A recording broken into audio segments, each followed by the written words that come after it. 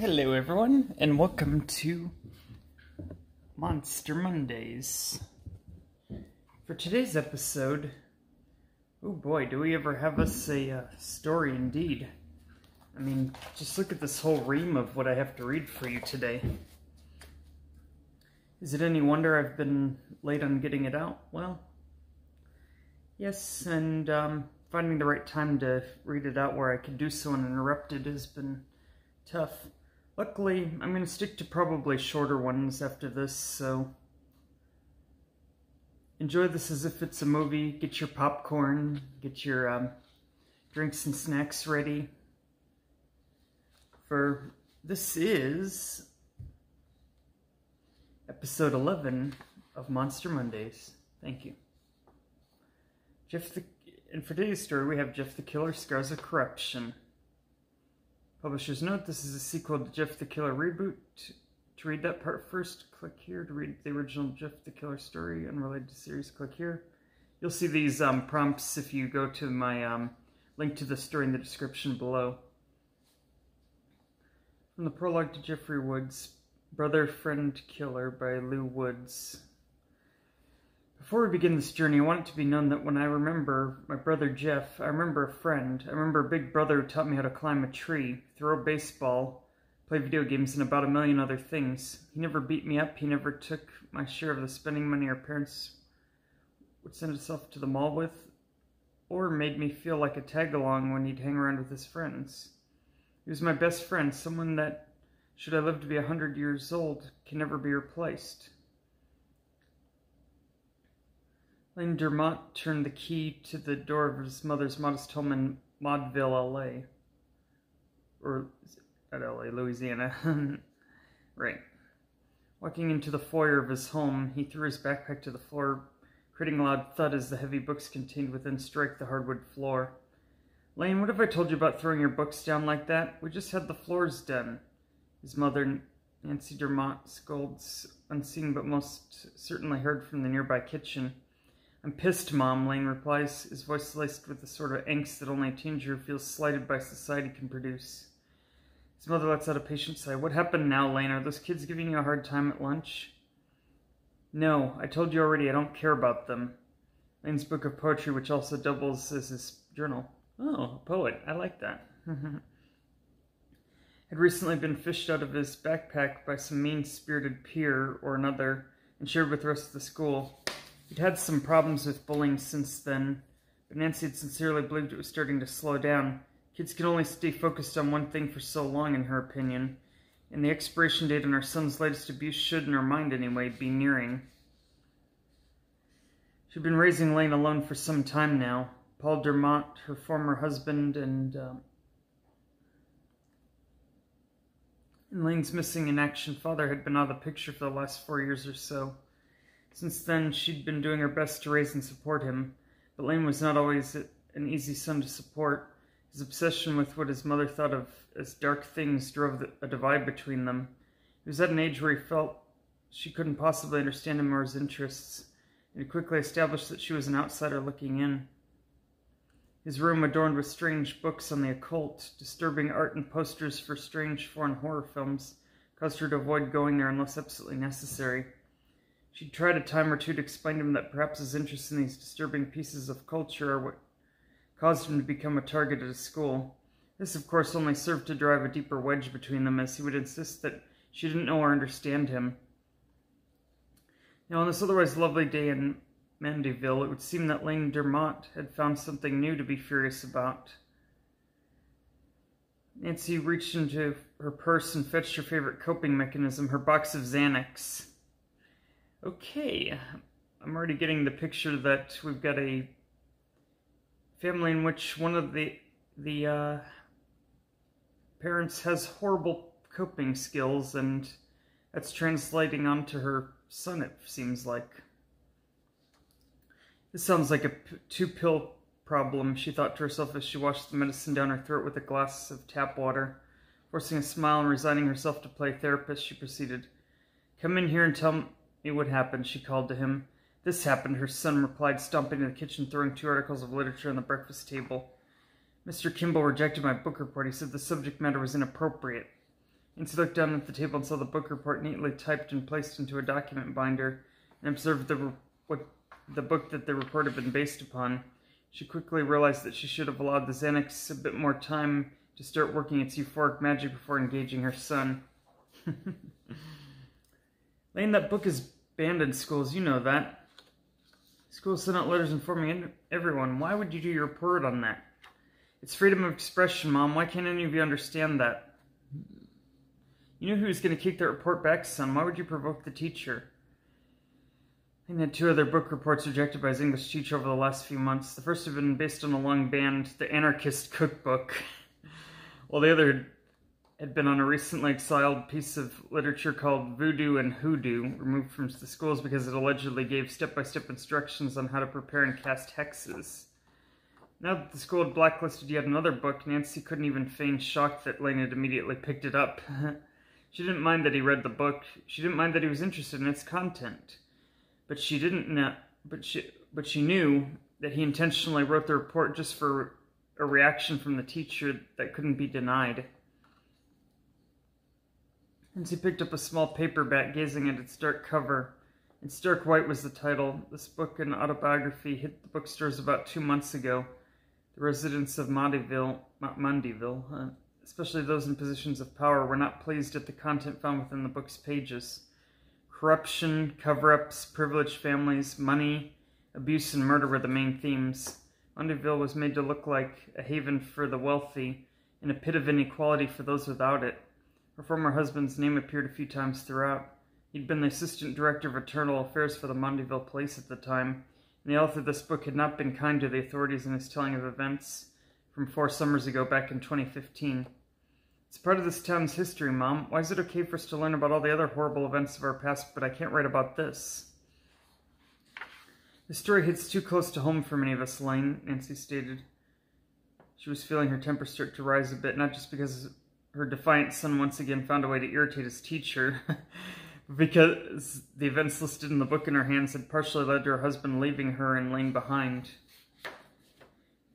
It's kind of interesting, but I can kind of relate to this guy wanting to kind of shake things up a bit, stir the pot. Being the youngest, you can only imagine the stuff I got up to. But this is a whole nother level. Lane would have likely been shocked to learn that his mother had purchased a copy of the same book his rejected report had been based upon. Nancy, like so many other residents of Mundyville, had been deeply impacted by the actions of Jeffrey Woods. Following the brutal slaughter of his parents, Jeff Woods had gone on to kill 4 more people before he finally vanished for good. Nancy hadn't personally known any of the victims, but in a town as small as Mundyville, she'd at least walked past them once or twice in a grocery store or the park. After killing his parents, Jeff the Killer targeted Officer Donald Williamson of the Mundyville Police Department. He'd been the officer who first investigated Jeff Woods for fighting with 3 other kids in the parking lot of the village shopping center. He'd also been involved in the investigation of the now infamous flare gun incident in Randy Hayden's garage. Lou Woods had the following to say about Williamson in his book. From Chapter 4, Corruption in Uniform. Never in my life would I have believed the corrupt, small-town cop archetype could exist in such a larger-than-life capacity. Donald Williamson, my brother's 3rd victim, embodied so much corruption that one would almost think him a work of poorly written fiction. Gee, you don't say. The woman at the video store called the police about the fight, and it was none other than Williamson who was assigned to investigate. He blamed my brother and I for the entire incident. He insisted that our failure to chain up our bikes somehow justified Randy, Keith, and Troy taking them for a joyride. He said that witnesses saw Jeff take the first swing at Troy.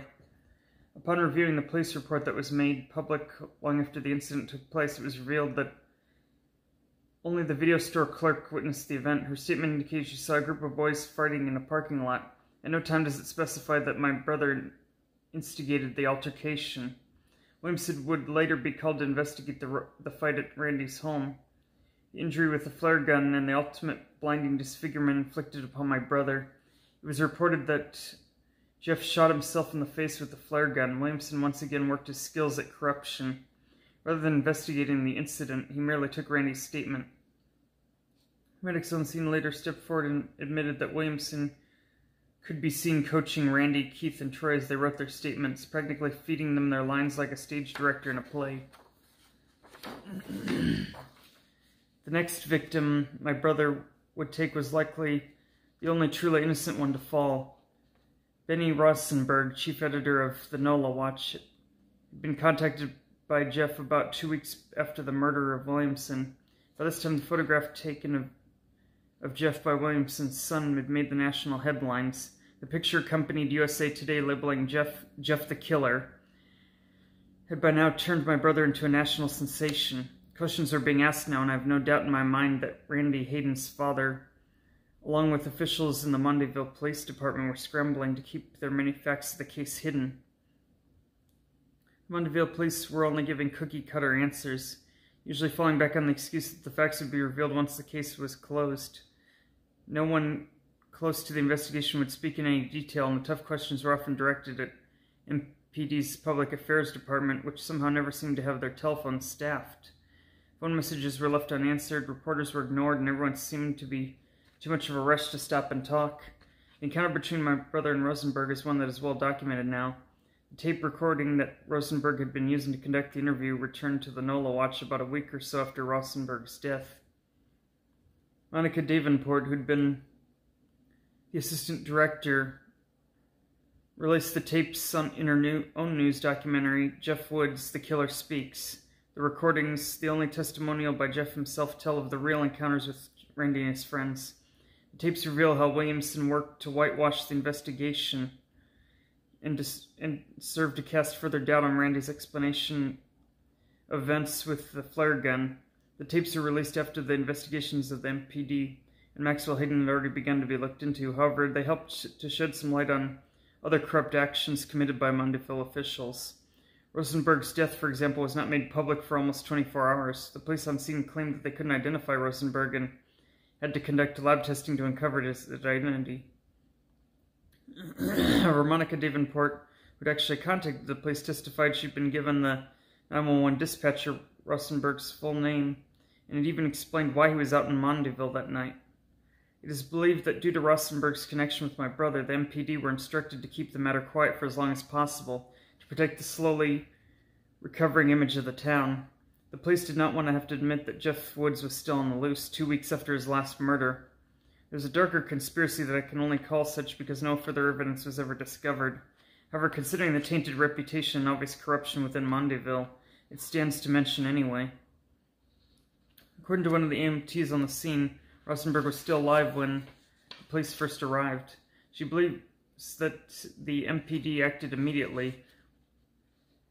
Had the MPD acted immediately, Rosenberg could have survived his attack by Jeff. The official police report states that when the officers arrived, they did not initially see Rosenberg's body. Due to the lack of streetlights in the area, they claimed to have searched the exterior of the small building where Rosenberg and Jeff conducted their interview. Then the police officer on the scene claimed to hesitate to enter the building until he was able to confirm with his watch commander whether or not a warrant would be needed to enter. Davenport lambasts the police on this, as the regulations clearly state that entering a building without a warrant is lawful so long as the officers have suspicion that a crime has taken place inside a building.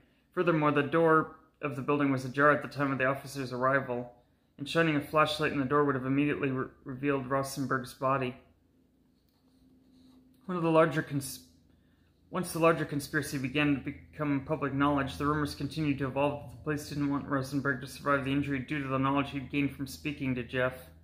They were not aware of the tape recording and perhaps assumed that with Rosenberg dead, no further information about the Jeff murders could surface. Lou Wood's book cataloged the next victims in a similar fashion. Keith Jacobson and Troy Lockett were Jeff's next victims. This took place 2 weeks after the death of Williamson, and a night after the death of the journalist from New Orleans.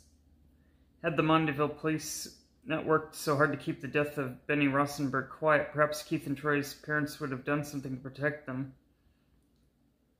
He would have at least known that Jeff was still in the area. However, with Rosenberg's death still not officially reported, the town was starting to relax again. Perhaps they all believed it was over with the murder of Williamson.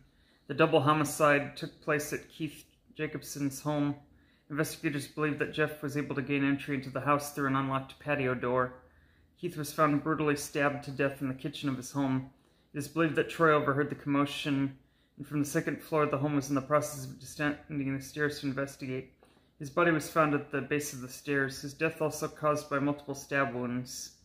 Randy Hayden, who instigated the violence in the encounter with Jeff and I at the video store, who is also believed to have set up the attack on Jeff at his home on the day of the flare gun injury, was the only one to escape Mondayville alive. His parents, Bridget and Maxwell Hayden, discovered that their wealth and influence could not protect their son from the ramifications of his actions. Randy Hayden and his family moved at once. A moving company was contracted to collect their belongings. It is believed that Randy Hayden's and his parents went into witness protection. A moving company was hired to pack their home for them, as they were likely advised to avoid Mondayville until Jeff was captured. It was in fact the movers who would end up uncovering the massive cover-up and outright lies committed by Maxwell Hayden along with the Mondayville Police Department. Nancy felt her anger boil at this point. Before Jeff Woods and his family moved to Mondayville, she had a great life. Her husband, being a high-ranking member of the Mondayville Police, meant she enjoyed a certain degree of comfort within the city limits. Speeding tickets did not exist in Nancy's vocabulary, nor did parking fines or the need to always ensure she was sober when driving. Most of the officers knew who her husband was, and if they didn't, they would learn soon enough should they decide to issue her any form of citation. She'd become accustomed to this and therefore was not prepared for the public shaming that was soon to follow. The book went on. I will never understand why those that commit crimes record them. Perhaps there's the foolish undertone within all criminal actions that compels the guilty to leave those little breadcrumbs. Perhaps it is simply hubris. Maxwell Hayden had in fact instructed the company's director of loss prevention to supervise the movers personally on each of the 3 days they were packing their home. However, no one can be everywhere at once, and even under the watchful eye of Hayden's guard dog, the movers were able to strike gold. My personal belief is that the loss prevention associate was busy watching over the jewelry and other valuables. He likely never thought that the real buried treasure would be found in a simple leather-bound day planner left in plain sight on Hayden's nightstand. According to the mover, he'd picked up the planner and stuffed it into his pocket so he could pick up the nightstand and carry it out of the room. By his own admission, he'd no interest in the book. However, upon returning to his home that night, after a long day of moving furniture, the mover discovered he'd forgotten to remove the planner from his pocket. He stated that he tossed the small book on his coffee table and forgot about it for a few days. By the time he realized he was still in possession of the planner, the move was completed, and the truck carrying all of Hayden's family possessions was on its way to wherever they'd gone to hide. The mover reported taking the planner to Hayden's office building and leaving it on the receptionist's desk. From there, the chain of custody is unknown. That is, until it appeared again in the hands of the local media. By the time the small day planner made its rounds, it had visited the Federal Bureau of Investigation, Louisiana State Justice Department, the Attorney General's office, and about half a dozen other organizations. The little day planner contained meetings and lunches scheduled between Maxwell Hayden and Paul Dermott, who at the time was the Assistant Director of Internal Affairs for the Mondayville Police Department. The meetings all took place after the initial fight between Randy and Jeff in the shopping center parking lot. Other members of the Mondayville Police were penciled in for lunch or dinner, including Donald Williamson himself. This sparked enough red flags for the powers that be that existed above or beyond Hayden's influence to dig deeper. By then, questions were already being whispered about anyway. A physician at the hospital, Dr. Ronaldo Diaz, had already demanded a complete ballistics report from the day of the fire gun incident. He did not believe, based on a single angle of the wound across Jeff's face, that the injury could have been self-inflicted. He informed authorities that he'd initially waited on filing the formal request for a report because he'd assumed the police would have further investigated Randy's questionable explanation on their own. It wasn't until he realized it wasn't going to happen that he'd taken it a step further. To accompany this allegation, Hayden's planner showed a lunch scheduled with the Mondayville Police Department Director of Crime Scene Investigations, Laura Dubois. The MPD went on to deny Diaz's request for further information, instead assuring him that the matter was being fully investigated by their own personnel. Once the planner was thoroughly analyzed, the deluge of the federal investigators fell on Monteville like a plague of locusts. The MPD was gutted, and with all their top brass either resigning or being forced out.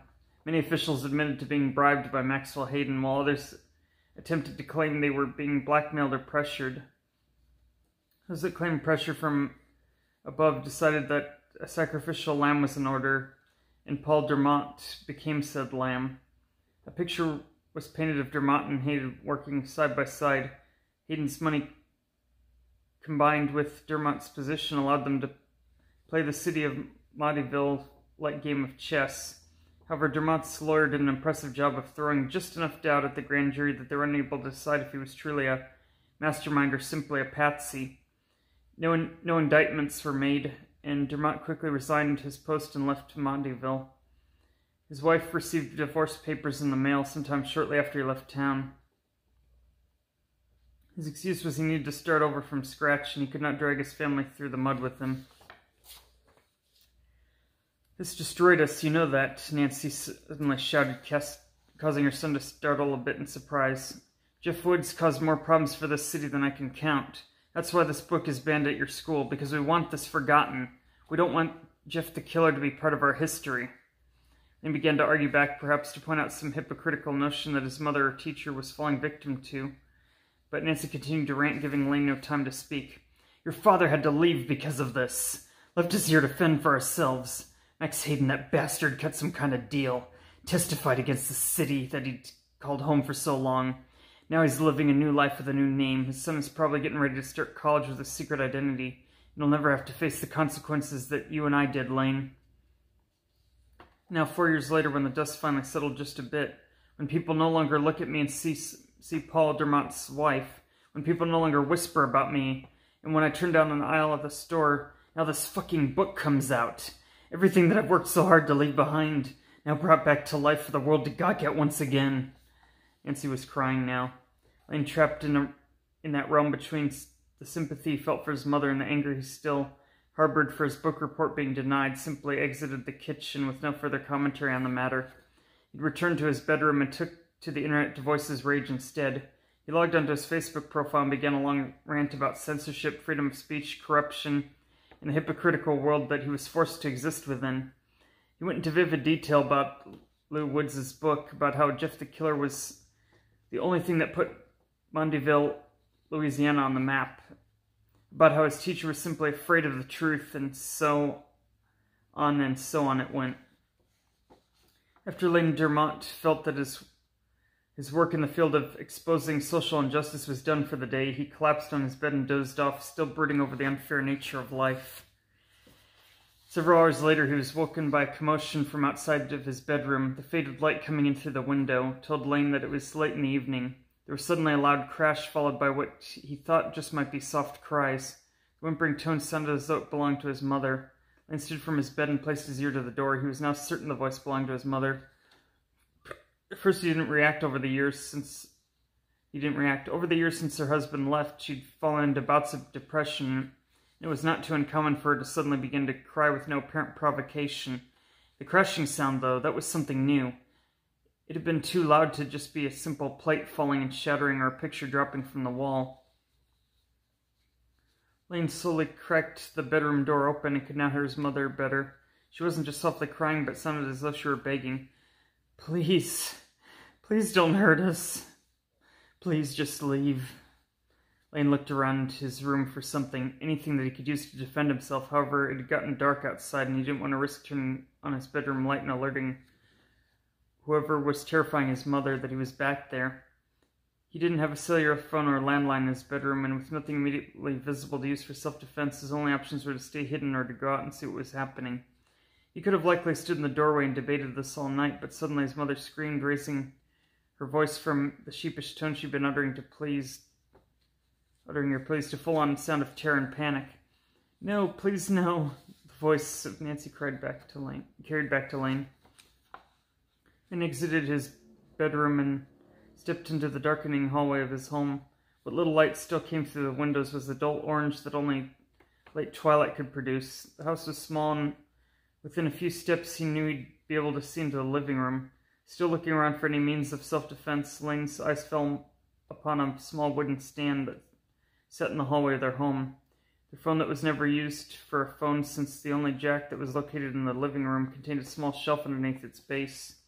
Sometimes his mother would keep her few sewing instruments in there. He knew that there was needles and thread, but what he now prayed for was her sharp sewing shears. They sprung to mind because Lane was told that from the time he was a small child that they were dangerous, sharp as knives, every time he touched them as far back as you could recall. Nancy felt it was her duty to remind him to be careful. As silently as possible, Lane opened the drawer, feeling a degree of gratitude at how silently the shelf glided out.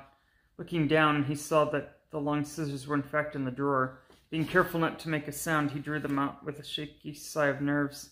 Once more began to move towards the sound of his mother's begging. Lane slowly peeked into his room, his eyes growing enormous and his heart freezing in place at the sight before him. His mother was cowering on the sofa, pushed back as far as the backrest as anyone could.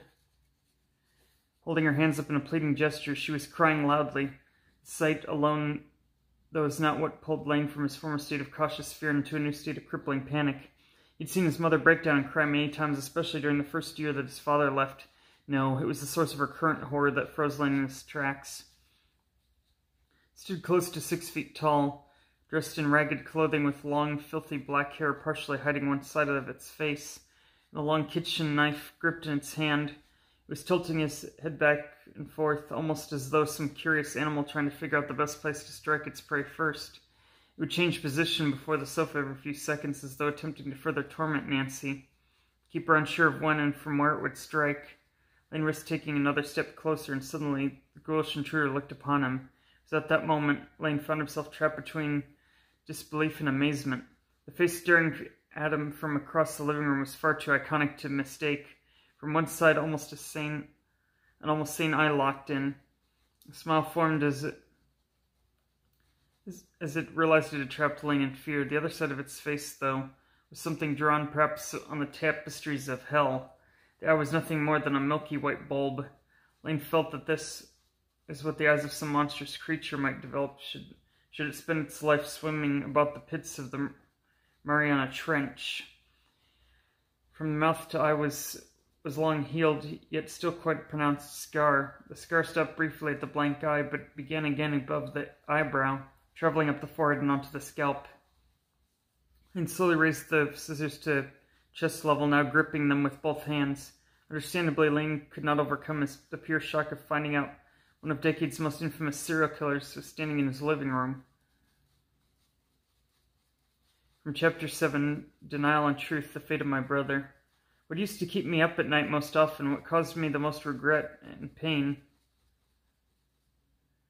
was the fact that I slept through Jeff's farewell. I only vaguely remember it now. My brother waking me up and telling me that I was free now. I remember feeling annoyed because, well, who enjoys being woken up in the middle of the night? I remember he told me that he loved me and that I was his best friend. I remember saying something like, "I love you too, let me go back to sleep," or something to that effect. When I woke up the next morning, I got up and started my normal routine. It wasn't until I was walking down the stairs toward the kitchen I realized the house was too quiet. Our mother had always had the television on in the living room during the day. It was almost 10 a.m. and the house was silent. It would still be another hour before I decided to open my parents' bedroom door. The rest of the week is still a blur in my mind. I remember the police arriving, the parents being taken out, wrapped in white sheets. I was sure that Jeff had been kidnapped by whoever murdered our parents. Of course, I remembered him waking me up with his cryptic goodbyes. But when it's your brother, a trusted face you've known your entire life, it's not exactly easy to apply that person to murder. However, once the murder of Williamson took place, once the tabloids labeled him Jeff the Killer, well, by then it was pretty much impossible to deny. Once Monica Davenport released the Jeff tapes, well, denial was all I had left. After the murders of Keith and Troy, though, well, that was it. Months rolled on into years. Pretty soon Jeff was becoming a forgotten entity. But then I'd moved from Louisiana. I had family in Texas, an uncle and aunt.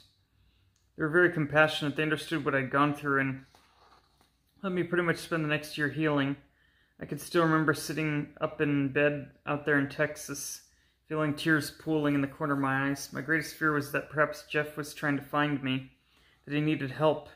I pictured him waiting around our very short-lived home in Mondayville, perhaps wondering where I was. These sorts of thoughts kept me up for most of that year. Sometimes a letter would come addressed to me out there in Houston. Houston, you have a problem, if he ever comes down there. It would be forwarded from the old address, no return of address usually. I would get so excited as I tore it open, convinced that Jeff had found a way to write me, to let me know that he was alive, when it would turn out to be a piece of junk mail, just some advertisement designed to look like a piece of real mail. My heart would sink and I'd feel that regret creeping back in, regret for not waking up and talking to Jeff on the night he left. At the very least, I could have told him goodbye. Jeff the killer, Elaine whispered, still holding up the scissors. Jeff looked down at Nancy, his face twisted into a... His face locked into a twisted mask of insanity and drove the knife down towards her chest. Go to sleep. Shit, fuck, Jeff screamed, suddenly releasing the knife and letting it fall to the sofa. Then looked over and saw that his mother had brought the point of her knee directly into the groin of her attacker. Jeff staggered back against the wall, gripping his crotch while still trying to threaten both Nancy and Lane. What the intruder didn't account for was that Nancy Dermott spent the majority of her adult life married to a police officer. He dragged her to every self-defense course that he could. For the years, the training was drilled into her. Always go for the soft parts, the eyes, the testicles, the throat. Jeff suddenly lunged, attempting to dodge around Nancy and grab the knife that he dropped during the initial kick. Lane was still frozen in place. For all the dark poetry and journal entries he'd created, many detailing the ways he'd like to exact revenge on those who didn't appreciate him, mostly girls and teachers. Now that he actually had the chance to stab someone, he found he simply couldn't manage the act. Jeff grabbed for the knife, got one hand around the hilt, but never had a chance to brandish it. At the very moment that he awkwardly attempted to rotate the blade, Nancy brought her living room lamp down over her attacker's head. There was a grunt of pain as Jeff fell forward onto the sofa. The lamp shattered before Lane could blink. His mother grabbed to the next closest weapon, the large crystal ashtray that sat upon her coffee table. She raised the object over her head and, with a scream of rage, smashed it over the young man's head, who moments before had her under what he believed to be complete control. "Oh God, Lane, are you all right?" Nancy shouted at her son. "Yeah, Mom, are you?" Before she could answer, Lane began to move closer to the unmoving body on his living room sofa. "Stay back, Lane. He might get back up." "Mom, I don't think he's getting back up. Look." Lane pointed at the blood pooling beneath the still body on the couch. From the 2016 documentary Jeff Woods, The Killer Speaks by Monica Davenport, interview conducted with local Mondayville youths addressing the cultural movement known as Jeff's Killers. Monica Davenport addresses the camera while standing outside of a small home that appears to be in rural St. Thomé Parish. Like I said, I'm here on the outskirts of Mondayville, Louisiana, where a group of high school-age kids gather on a regular basis. What might be the purpose of gathering? Well, they call themselves Jeff's Killers, and they view him as a sort of anti-hero, and many say they're anxiously awaiting an opportunity to meet him in person. The film cuts to a montage of various teenage participants, many with scars artificially decorated into the sides of their face. Some with contact lenses giving one eye a cosmetically enhanced whiteness. All the teens gave short answers, some just one word. Others all the same message, though. Jeff Woods. We're here to celebrate Jeff the Killer. The Killer. Always Jeffrey Woods. Always. Monica said, why do you come here to celebrate Jeffrey Woods? He's a serial killer. He murdered his parents. How do you find a hero in that? Girl one said, Jeff is like, he just showed the world you can do something about abuse. So many of us, we've grown up dealing with this stuff, and we can't do shit. Jeff, though, he did it. Guy one said, yeah, Jeff Woods, he was a nice guy. He tried so hard to turn the other cheek and all that crap they teach us in school. He did everything the way we're taught to do it. All the crap society tells us are the stepping stones to becoming a normal and happy person for most of us. Girl said, cutting off guy one, for most of us, if it works out, great. You get to be a cheerleader or some crap. You get to march in a Labor Day parade. Woo. Jeff, though, all the lies they try to tell us to be happy, well, he just snapped and did it his own way.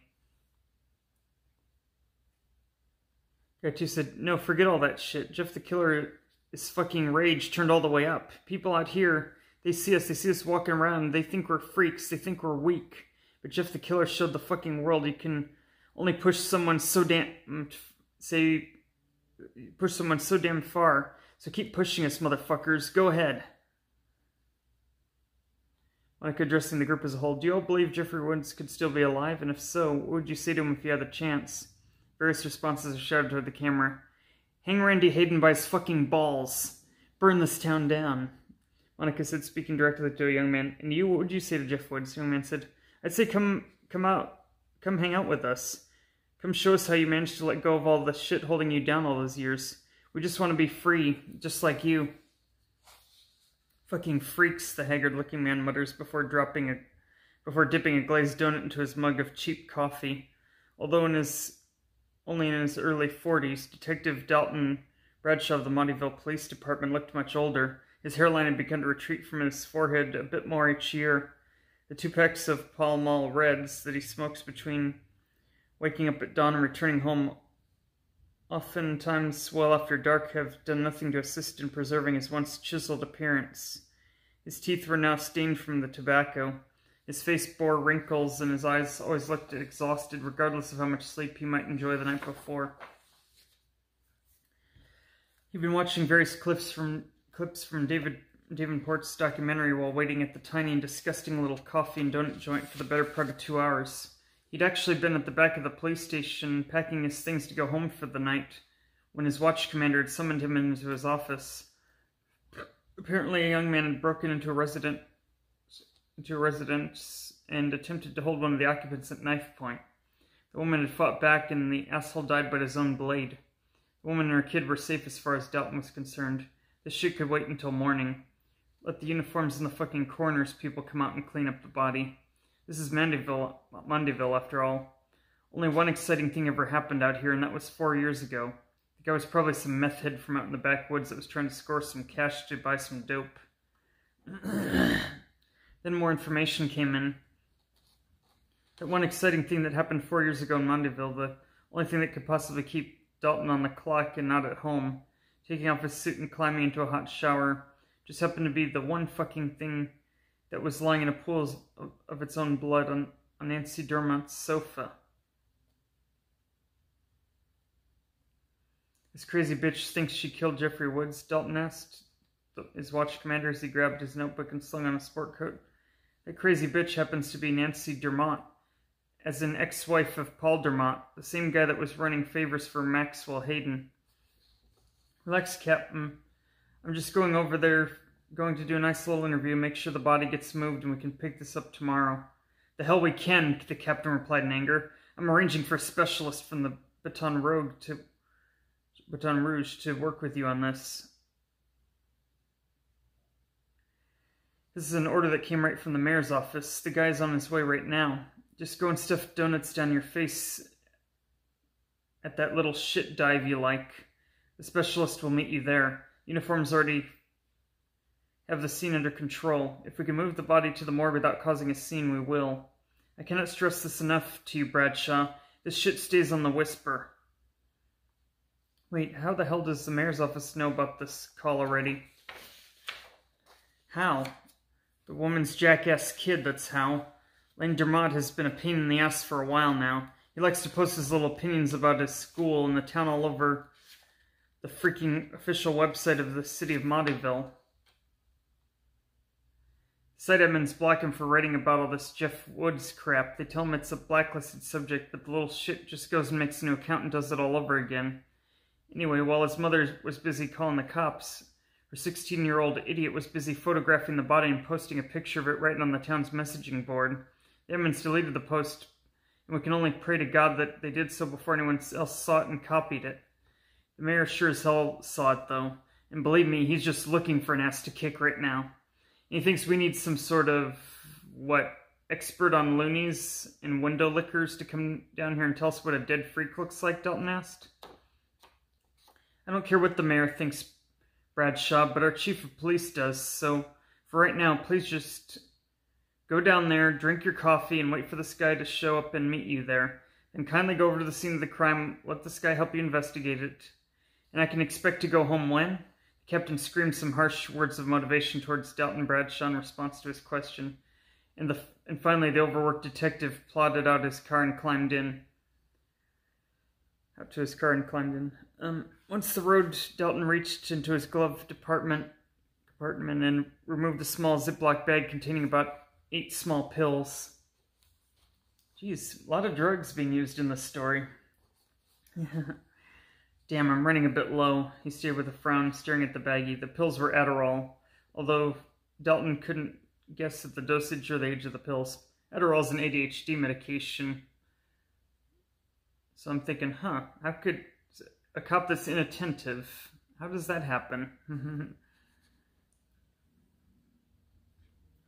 One of his off-again lovers, a woman who would often ask Dalton to go over and scare her ex-boyfriend into paying her overdue child support, had given them to him recently.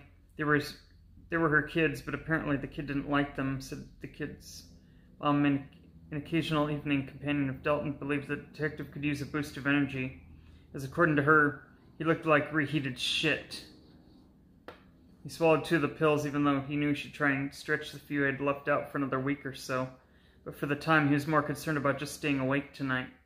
If some suit from the Baton Rouge were in fact coming to assist, this would be a short evening to say the least. Dalton was pleasantly elated as he sat at the coffee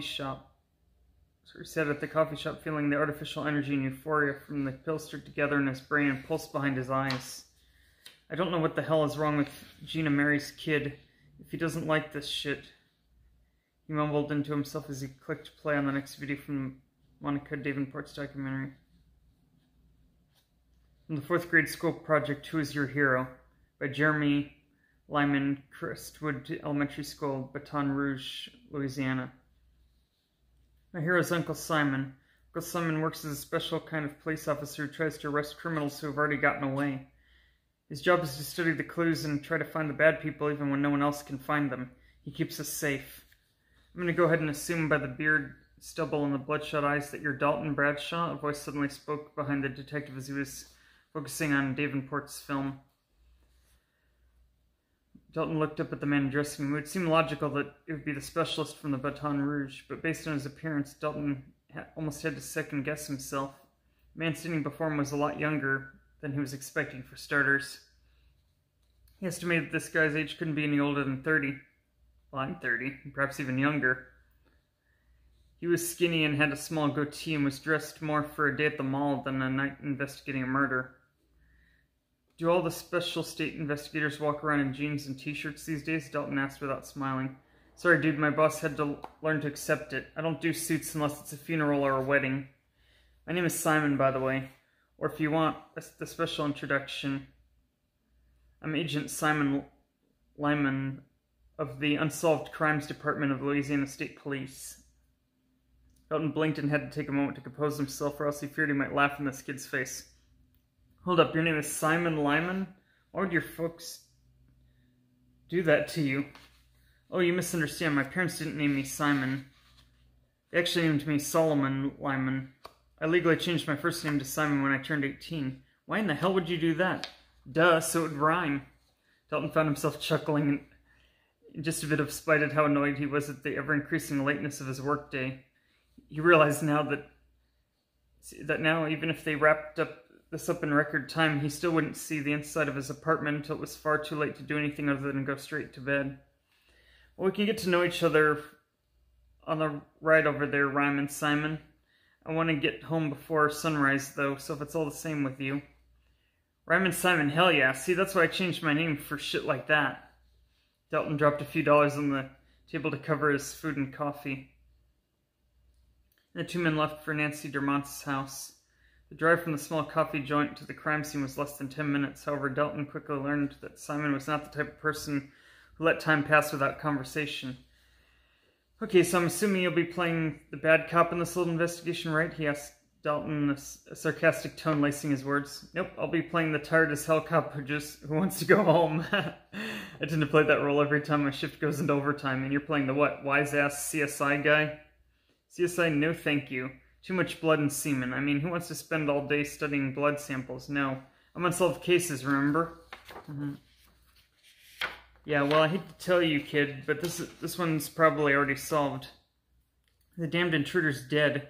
The one already confessed to doing it, and her stupid kid posted a picture of the corpse to the fucking mayor's office. You might have wasted a trip down here. You really think that the dead body we're going over to see is Jeff Woods himself? You think after 4 years of no activity he's just going to show back up and get killed by some bored housewife? Dalton glanced at Simon and smirked. Personally, I don't care one way or the other. Jeff Woods, Tiger Woods, James Woods, I don't give a rat's ass so long as I'm home with the next couple hours. Oh, wow. Sorry, Tiger Woods. I know you live up in the PV Hill from me. I'm just reading it how it's written. Really? You're not even a bit curious? I mean, Jeff the Killer, right? Exciting stuff. Maybe to you and the rest of the world, I don't know. I was still with the NOPD when the whole thing happened here in 2015. I didn't transfer out to Mondayville until almost the end of 2016. Sure, I read about the incident when it took place, but these yuppie fucks out here will freak out over anything.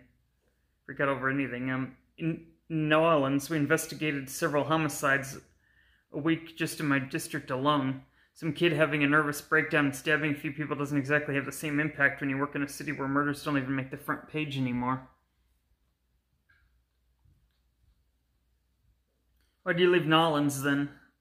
Look, Simon, I'm sure you're a nice guy and I bet all your coworkers love you, but let's just stay on track here.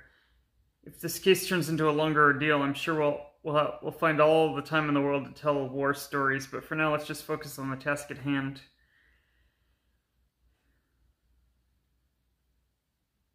With all that said, they rode the last few blocks in relative silence. Dalton only spoke again when they arrived at the scene. We're here. Now listen, I'm not sure if you know this or not, but Nancy Dermont's husband was somewhat tied to the whole Jeff Woods fiasco, so try and avoid making any stupid jokes.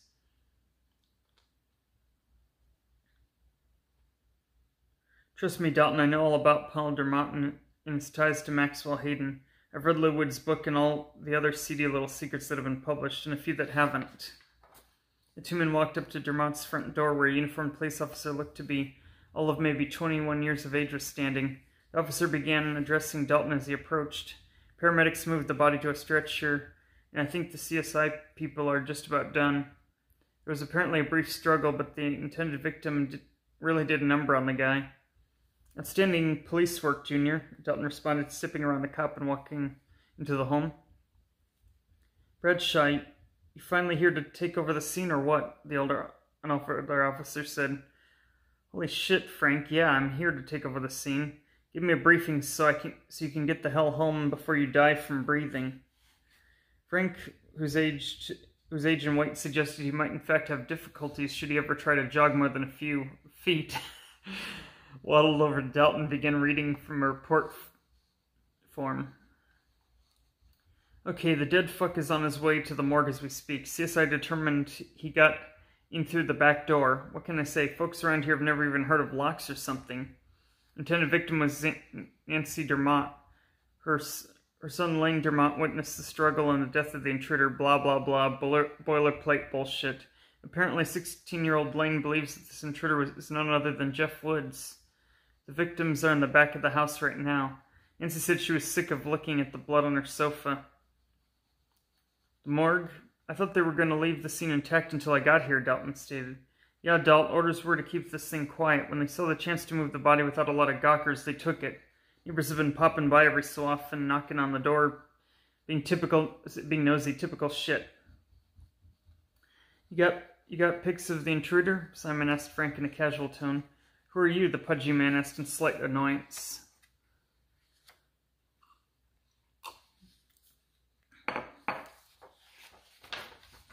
I'm the president of the Dead Body Fan Club. Now let me see the picture so we can kindly sign your report and you can kindly hand it back to SeaWorld and get back in your tank.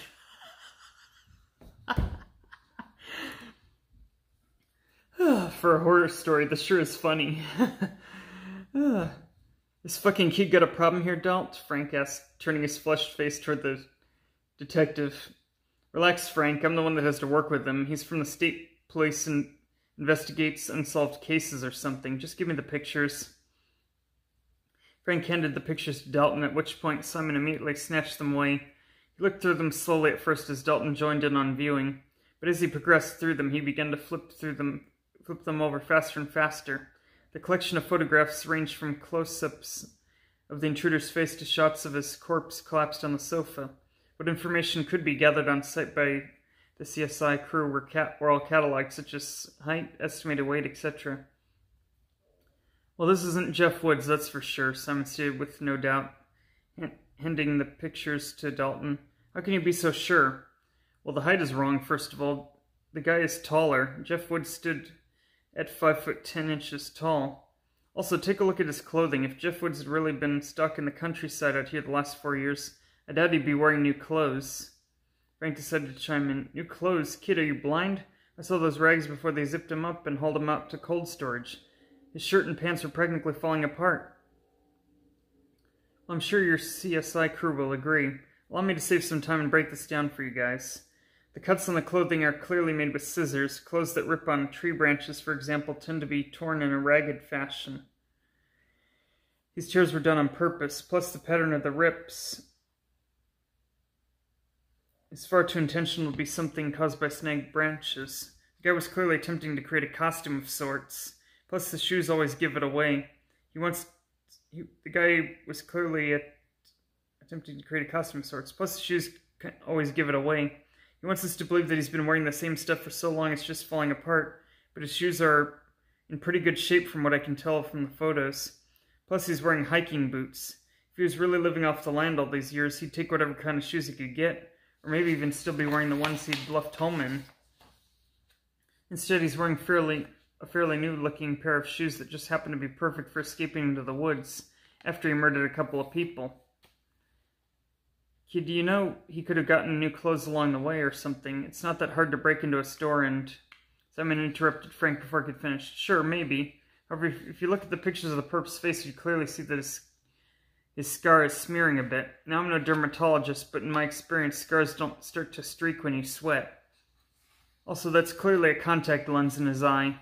Dalton couldn't help but chuckle at this exchange. Frank Landry had developed the reputation of being a bit of a bully over the years, especially to new recruits. Watching the skinny kid talk to him like he was an idiot was good for a laugh or two. An hour later, Simon and Dalton were driving to the morgue to see the corpse that was causing such a stir. They'd interviewed both Nancy and Lane Dermott.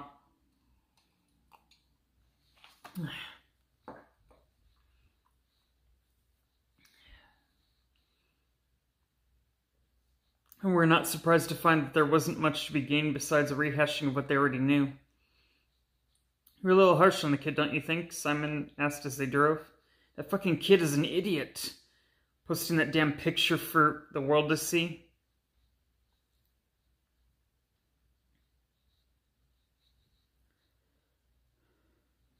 Agreed, but did you really have to threaten to skull drag him, as you put it?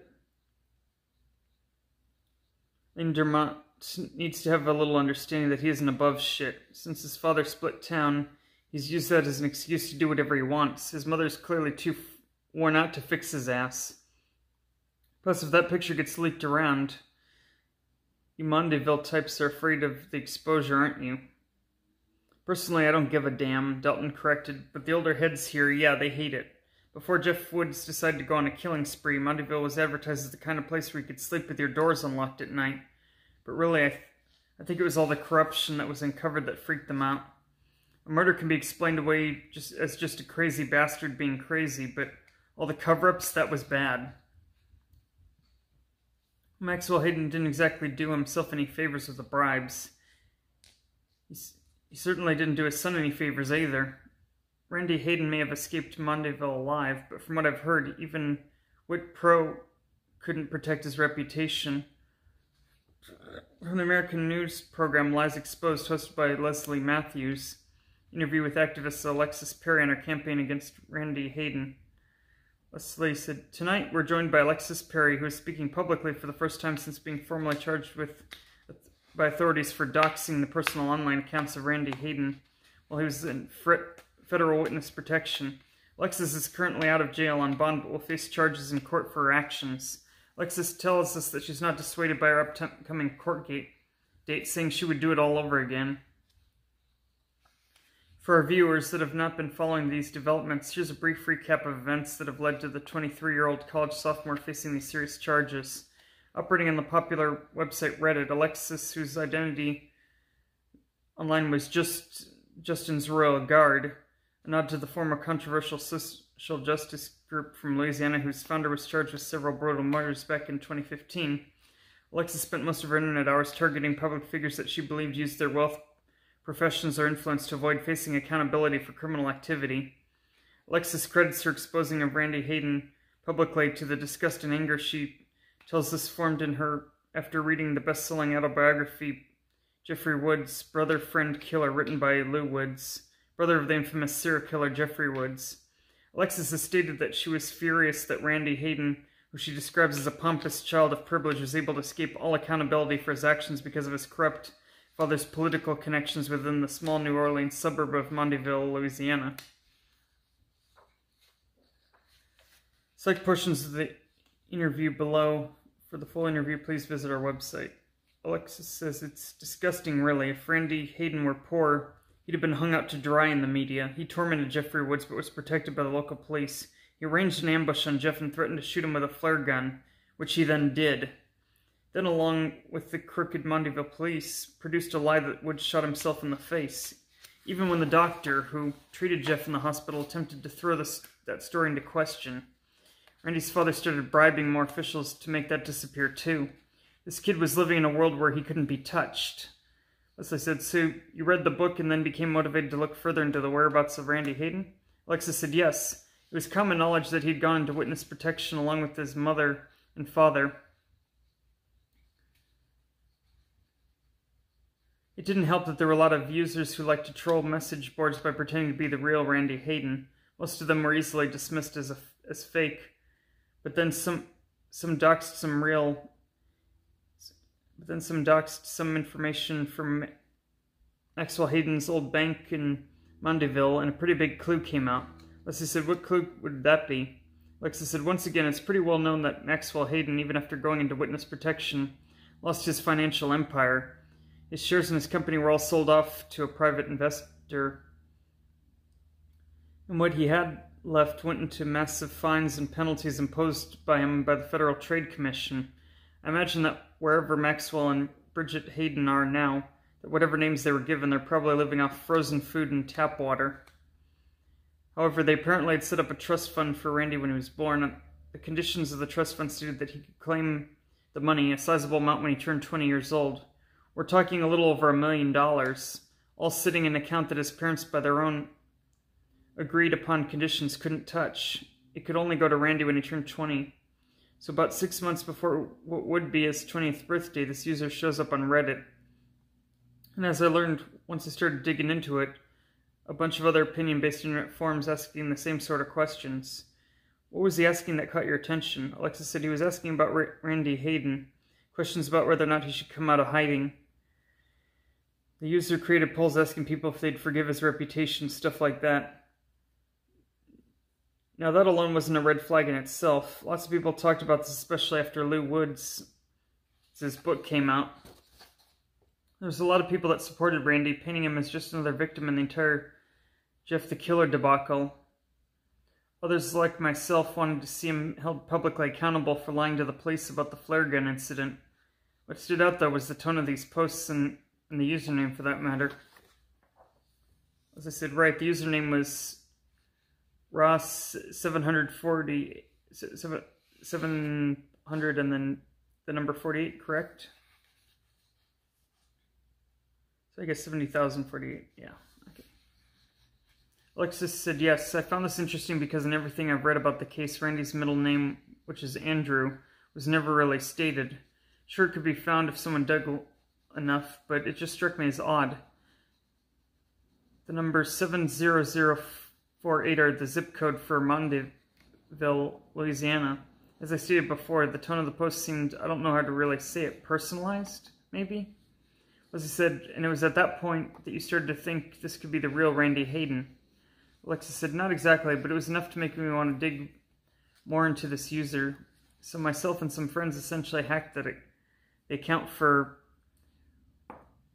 Ross 70048 for more information.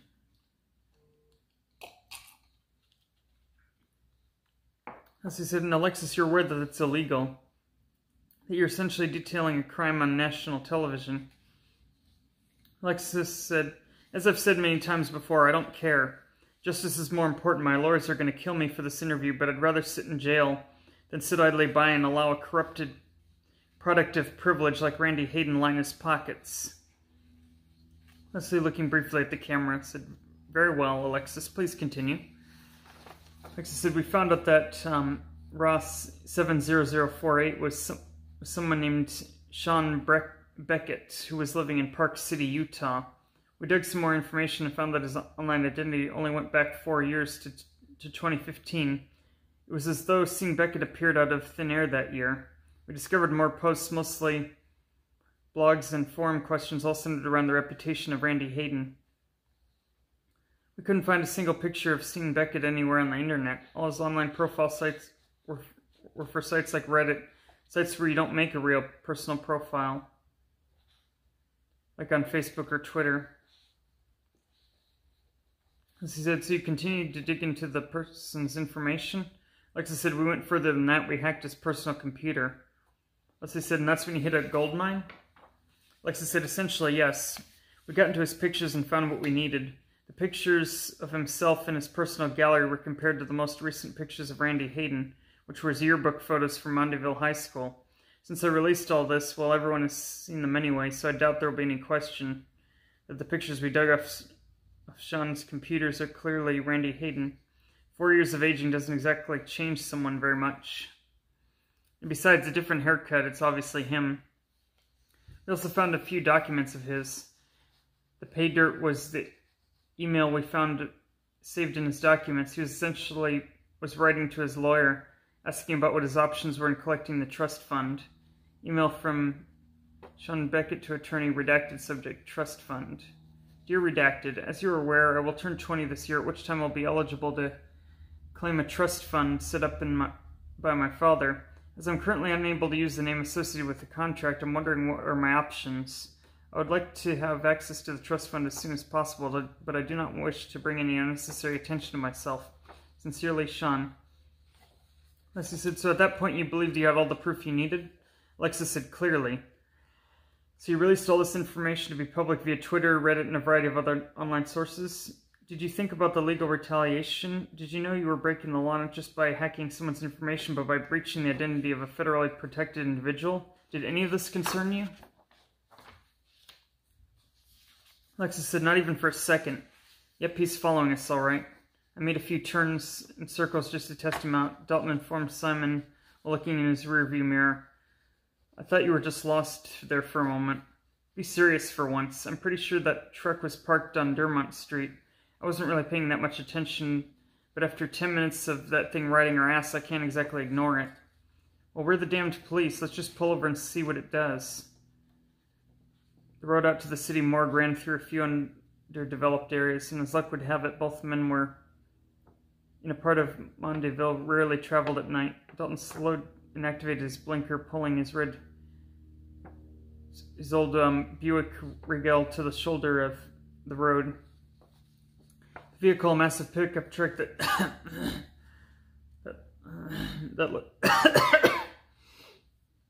massive pickup truck that looked old, but as solid as a tank, slowed to a stop as well.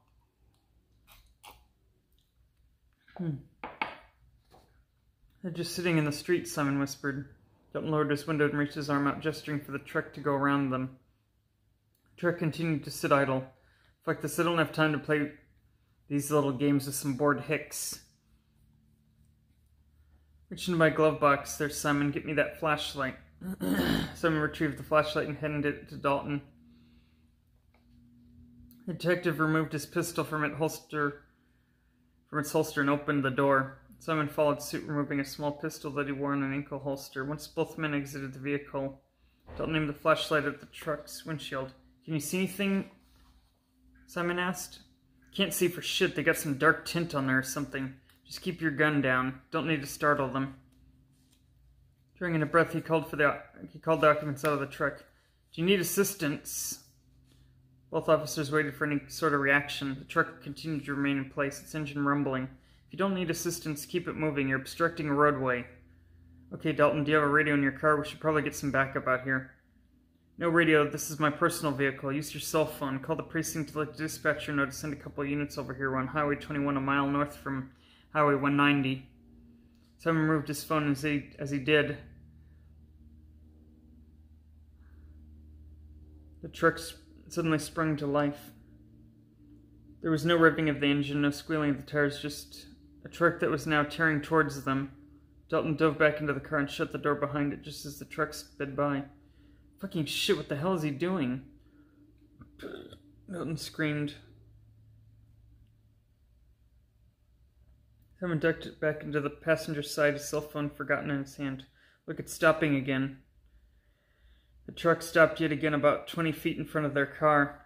Do they have a plate? Can you see the numbers? Dalton shouted in frustration.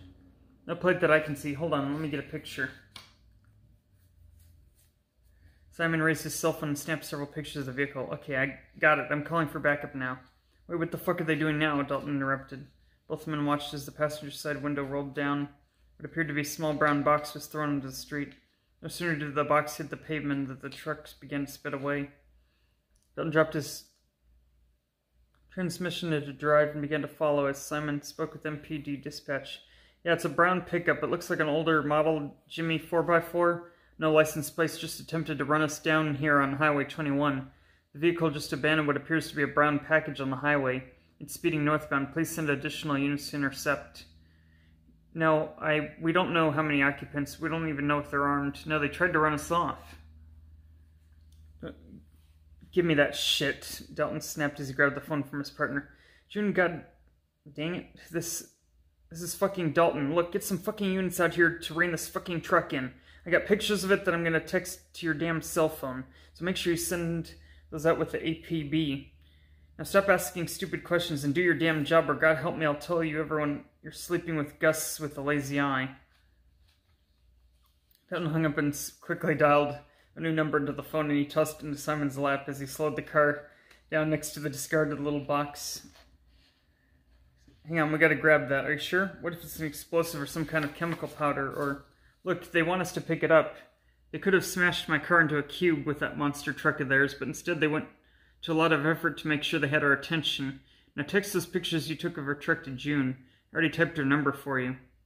Dalton grabbed the brown box and threw it in the back seat before stomping on the accelerator to the floor, pushing his old Buick to its limits. Where the fuck did you go? Dalton mumbled to himself. I've seen a lot of dirt roads back here, but they could have pulled off while we were calling for backup or grabbing that box. Hell, that truck's built for off-roading. It could have just found a spot and pulled into the woods. Pretty soon the lights of Highway 190 became visible. The rural backdrop that was Highway 21 gave way to what passed as Mondeville's main drag of businesses. As the men pulled onto 190 and back into civilization, a tangible relief began to settle on both officers. Okay, the APB is out. Every cop in town will be patrolling for the truck tonight. I'll make sure the focus of the search is on those dirt roads back there. I say we stay on course here and head to the morgue. We'll inspect the box while we're there. 2 birds with 1 fucking stone. Dalton, I have to admit, the way you handled everything back there, that was badass. Like, I thought you were this old-ass lethargic dinosaur, but when the pressure kicks in, you turn into an old, modestly less lethargic dinosaur. You had a strained relationship with your father, didn't you, Simon?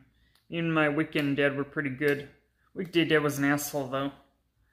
From the American television broadcast story of Not My Father's Son, interview conducted with journalists Leslie Matthews and Randy Hayden. As he said, ladies and gentlemen, several months ago I sat down with Alexis Perry, a social issues activist who illegally exposed the identity of Randy Hayden. For those of you who did not follow the events of Jeffrey Wood's murders from 2015, Randy was the centerpiece in a chain of tragic occurrences that would leave 6 residents of Monteville, Louisiana dead, including 2 high school students, a police officer, a respected journalist, and of course Jeff Woods' parents. A correction would be later published stating that Benny Rosenberg was a resident of New Orleans, not Mondayville. Randy Hayden was the son of a wealthy hedge fund guru and a majority partner in one of Louisiana's largest investment firms. Before the infamous Jeff the Killer murders, Randy was known around Mondayville as a promising legacy. Seemingly well-liked by his peers, respected by his teachers, and admired for the volunteer work he participated in throughout the small town, no one expected this young man with his entire life ahead of him to become associated with bullying, corruption, and perjury. However, in 2015, Jeff Woods and his family moved in from New Orleans east to Mondayville. Jeff's father, Matthew Woods, had been promoted at work, and with that promotion came the opportunity to move to a better neighborhood and start a new life. Matt Woods would also find that he now worked for Maxwell Hayden. In the late summer of 2015, Jeff and his brother Lou would encounter Randy Hayden along with his friends Troy Lockett and Keith Jacobson in the parking lot of a local shopping center. A fight would break out apparently over bicycles, and the police would intervene. Officer Donald Williamson of the Mondayville Police Department responded at the time. No one was aware that Williamson would take a bribe from Maxwell Hayden in order to protect Randy. Williamson would manipulate the police report, reshaping the incident to place all the blame on Jeff and Lou Woods. A week later, Randy saw the chance at revenge. Bridget Hayden and Sheila Woods decided that if perhaps Jeff and Randy were to get to know each other, they'd become friends and this issue could be resolved. According to the testimony on Monica Davenport's release of Jeff Woods' interview with her former editor, Randy led Jeff into his garage and threatened him with a flare gun after the boys' mothers left them home alone. Another fight took place in a moment of tragic misfortune. The flare discharged, disfiguring Jeff Woods' face and blinding him in one eye. Once again, Donald Williamson arrived on the scene to investigate. The official police report, as well as the explanation given to Matt and Sheila Woods, claimed that Jeff was carelessly playing with the flare gun when he accidentally shot himself in the face. After the murders began to accelerate, Maxwell Hayden entered his family into the Witness Protection Program. Federal Witness Protection. What would follow would be a flurry of accusations against Maxwell and his associates within the Mondayville city government. Lies were exposed, including the truth behind Jeff's injury. Randy had been responsible for the flare gun. Interview responses with the parents of Troy Lockett and Keith Jacobson changed drastically after the cover-ups were exposed. After the deaths of Jeff's parents, but before the murder of Donald Williamson, the parents of Troy and Keith described Randy Hayden as friendly, helpful, and a promising young man. He was always there for his friends. After Maxwell Hayden and his family left Mondayville, though, their opinions changed. As more facts came to light, the same parents described Randy Hayden as a manipulative bully who used his father's money and influence to lord over his friends. 4 years had passed since Jeff the Killer stalked the streets of the sleepy little town. For most, life had returned to normal, however not for Randy Hayden. Life recently has become based on a difficult decision: to remain hidden from society, living under government-issued identity, or to step forward into the light and face the harsh criticisms of those like Alexis Perry. Citizens of Mondayville once praised him for being an intelligent heir to his father's kingdom. Lou Woods described him as being a spoiled bully who couldn't accept losing a simple fight. Alexis Perry believes him to be a symbol of privilege and wealth, able to circumvent the law.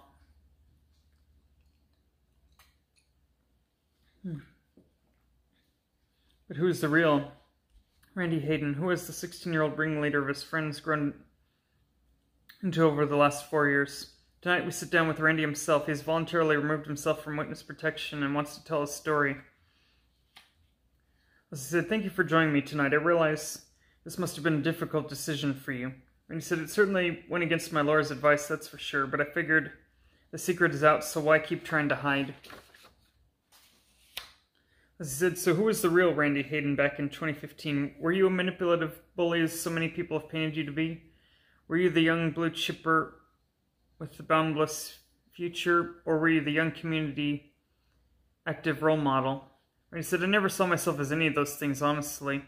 On paper, I had the perfect life. I feel ridiculous even trying to complain about it. There were problems, of course, but compared to what other people have had to deal with, I had it all. Leslie said, so what complicated that? How did you fall into this conspiracy of lies and corruption? And he said, there was always a constant pressure on me, especially as I got older.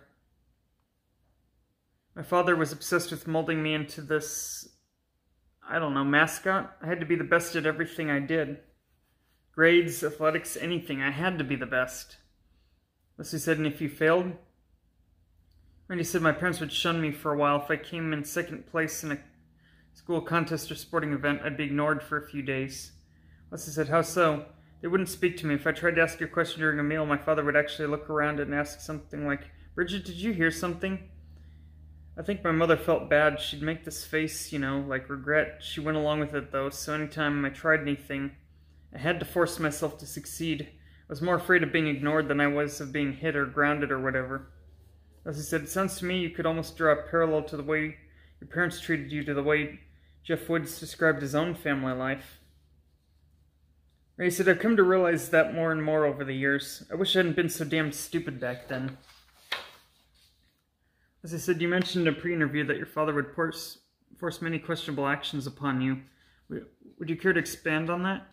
And he said, it's going to sound stupid, but most of my friends back then were actually jealous. When I was 14, my father hired a prostitute for me. Leslie said, now, just to clarify the obvious, what was the purpose of him hiring her? Randy said, he told me that I needed to get sex out of the way so I could focus on my grades and activities. He called some escort service, spent a ton of money, apparently paid to have a full battery of tests done to ensure she was clean. Then, about a day after my 14th birthday, he called her over. As he said, would you describe the event? If there's something you don't want to include, or if you start to feel uncomfortable, feel free to stop answering the question. And he said, no, I made peace with it. I remember that day. My mom and dad were in the living room together. Mother kept looking at her watch, then for no reason I was aware if she suddenly announced that she had to go for a bit. I remember her looking at my dad and asking something like, so an hour? My dad nodded and said, better make it 2 just in case he gets nervous. She gave that same sad little frown like when they'd ignore me. She asked him, are you sure about this, Max?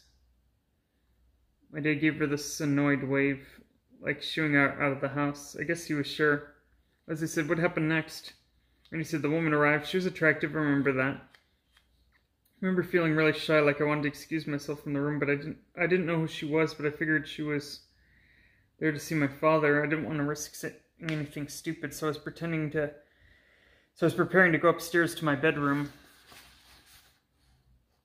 She was discussing something quietly with my father anyway, so I didn't feel like I needed to be down there. When I stood up to leave, though, my dad told me to wait up. What did he say to you? He said he told me that her name was Sherry, and she was going to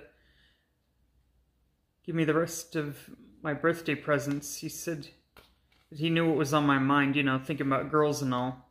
He said that if I just got it over with, I'd be able to focus on things that mattered. I asked him what he meant, and he just said flatly, sex. Leslie said, did you want to have sex with Cherry? And he said, no, not really, no. It was like watching my dad smoke a cigarette. I was always curious as to what it was like, but whenever I had the chance to grab one and light up, I always hesitated. Sure, I found Cherry attractive, but I wasn't prepared for sex. Leslie said, did you tell him that? And he said, not directly, no. At first I thought it had to be one big joke, then my dad started giving me specific instructions. It was so surreal. I mean, how do you react to something like that? Leslie asked, what happened? And he said, my father broke it down, as he liked to say, Barney style, like the purple dinosaur. He told me that I was going to go take Cherry up to my bedroom, and she would guide me through everything. He told me she had protection in her purse, so I was freaking out a little. I mean, me and my friends would always talk big, bragging or even lying about our experiences with women, but now that I was actually face to face with it, I really just wanted her to go away. Leslie nodding for him to continue. Randy said, I must have given my dad a look, something that set him off. Maybe it was hesitation, or maybe he was expecting me to be happier about the whole thing, but he got angry really fast. He pulled me into the den, and I remember he was gripping my arm like a clamp. I'd find bruises there later. He got right in my face and told me I should be grateful for this, that while other kids were sneaking Playboy magazines into their bathrooms, that I'd be a man. He said, you want to be a fucking man, don't you, Randy? Don't you want to be a man, or are you a little faggot or something? Do you even like girls? Randy? I told him yes, I liked girls, and that he let go of my arm and told me to prove it then. He told me that he'd spend a lot of money to arrange this visit, and I'd better not waste his money. As he said, was the woman Sherry aware that you were a minor? Randy said, I'm sure she was, but my father was probably throwing a lot of money at her, plus he would have been in a lot of trouble too, so I'm pretty sure he took care of any potential issues. So we walked upstairs to my bedroom. My dad waited downstairs. Once we got up there, I guess Cherry could tell I didn't want to go along with this. It was embarrassing, you know, like I said before. This should have been a dream come true. She turned some music on and told me we could just hang out, that she wouldn't do anything that I didn't want to. She said she'd lie to my dad and tell him that the job was done. Leslie asked, so what did you decide to do?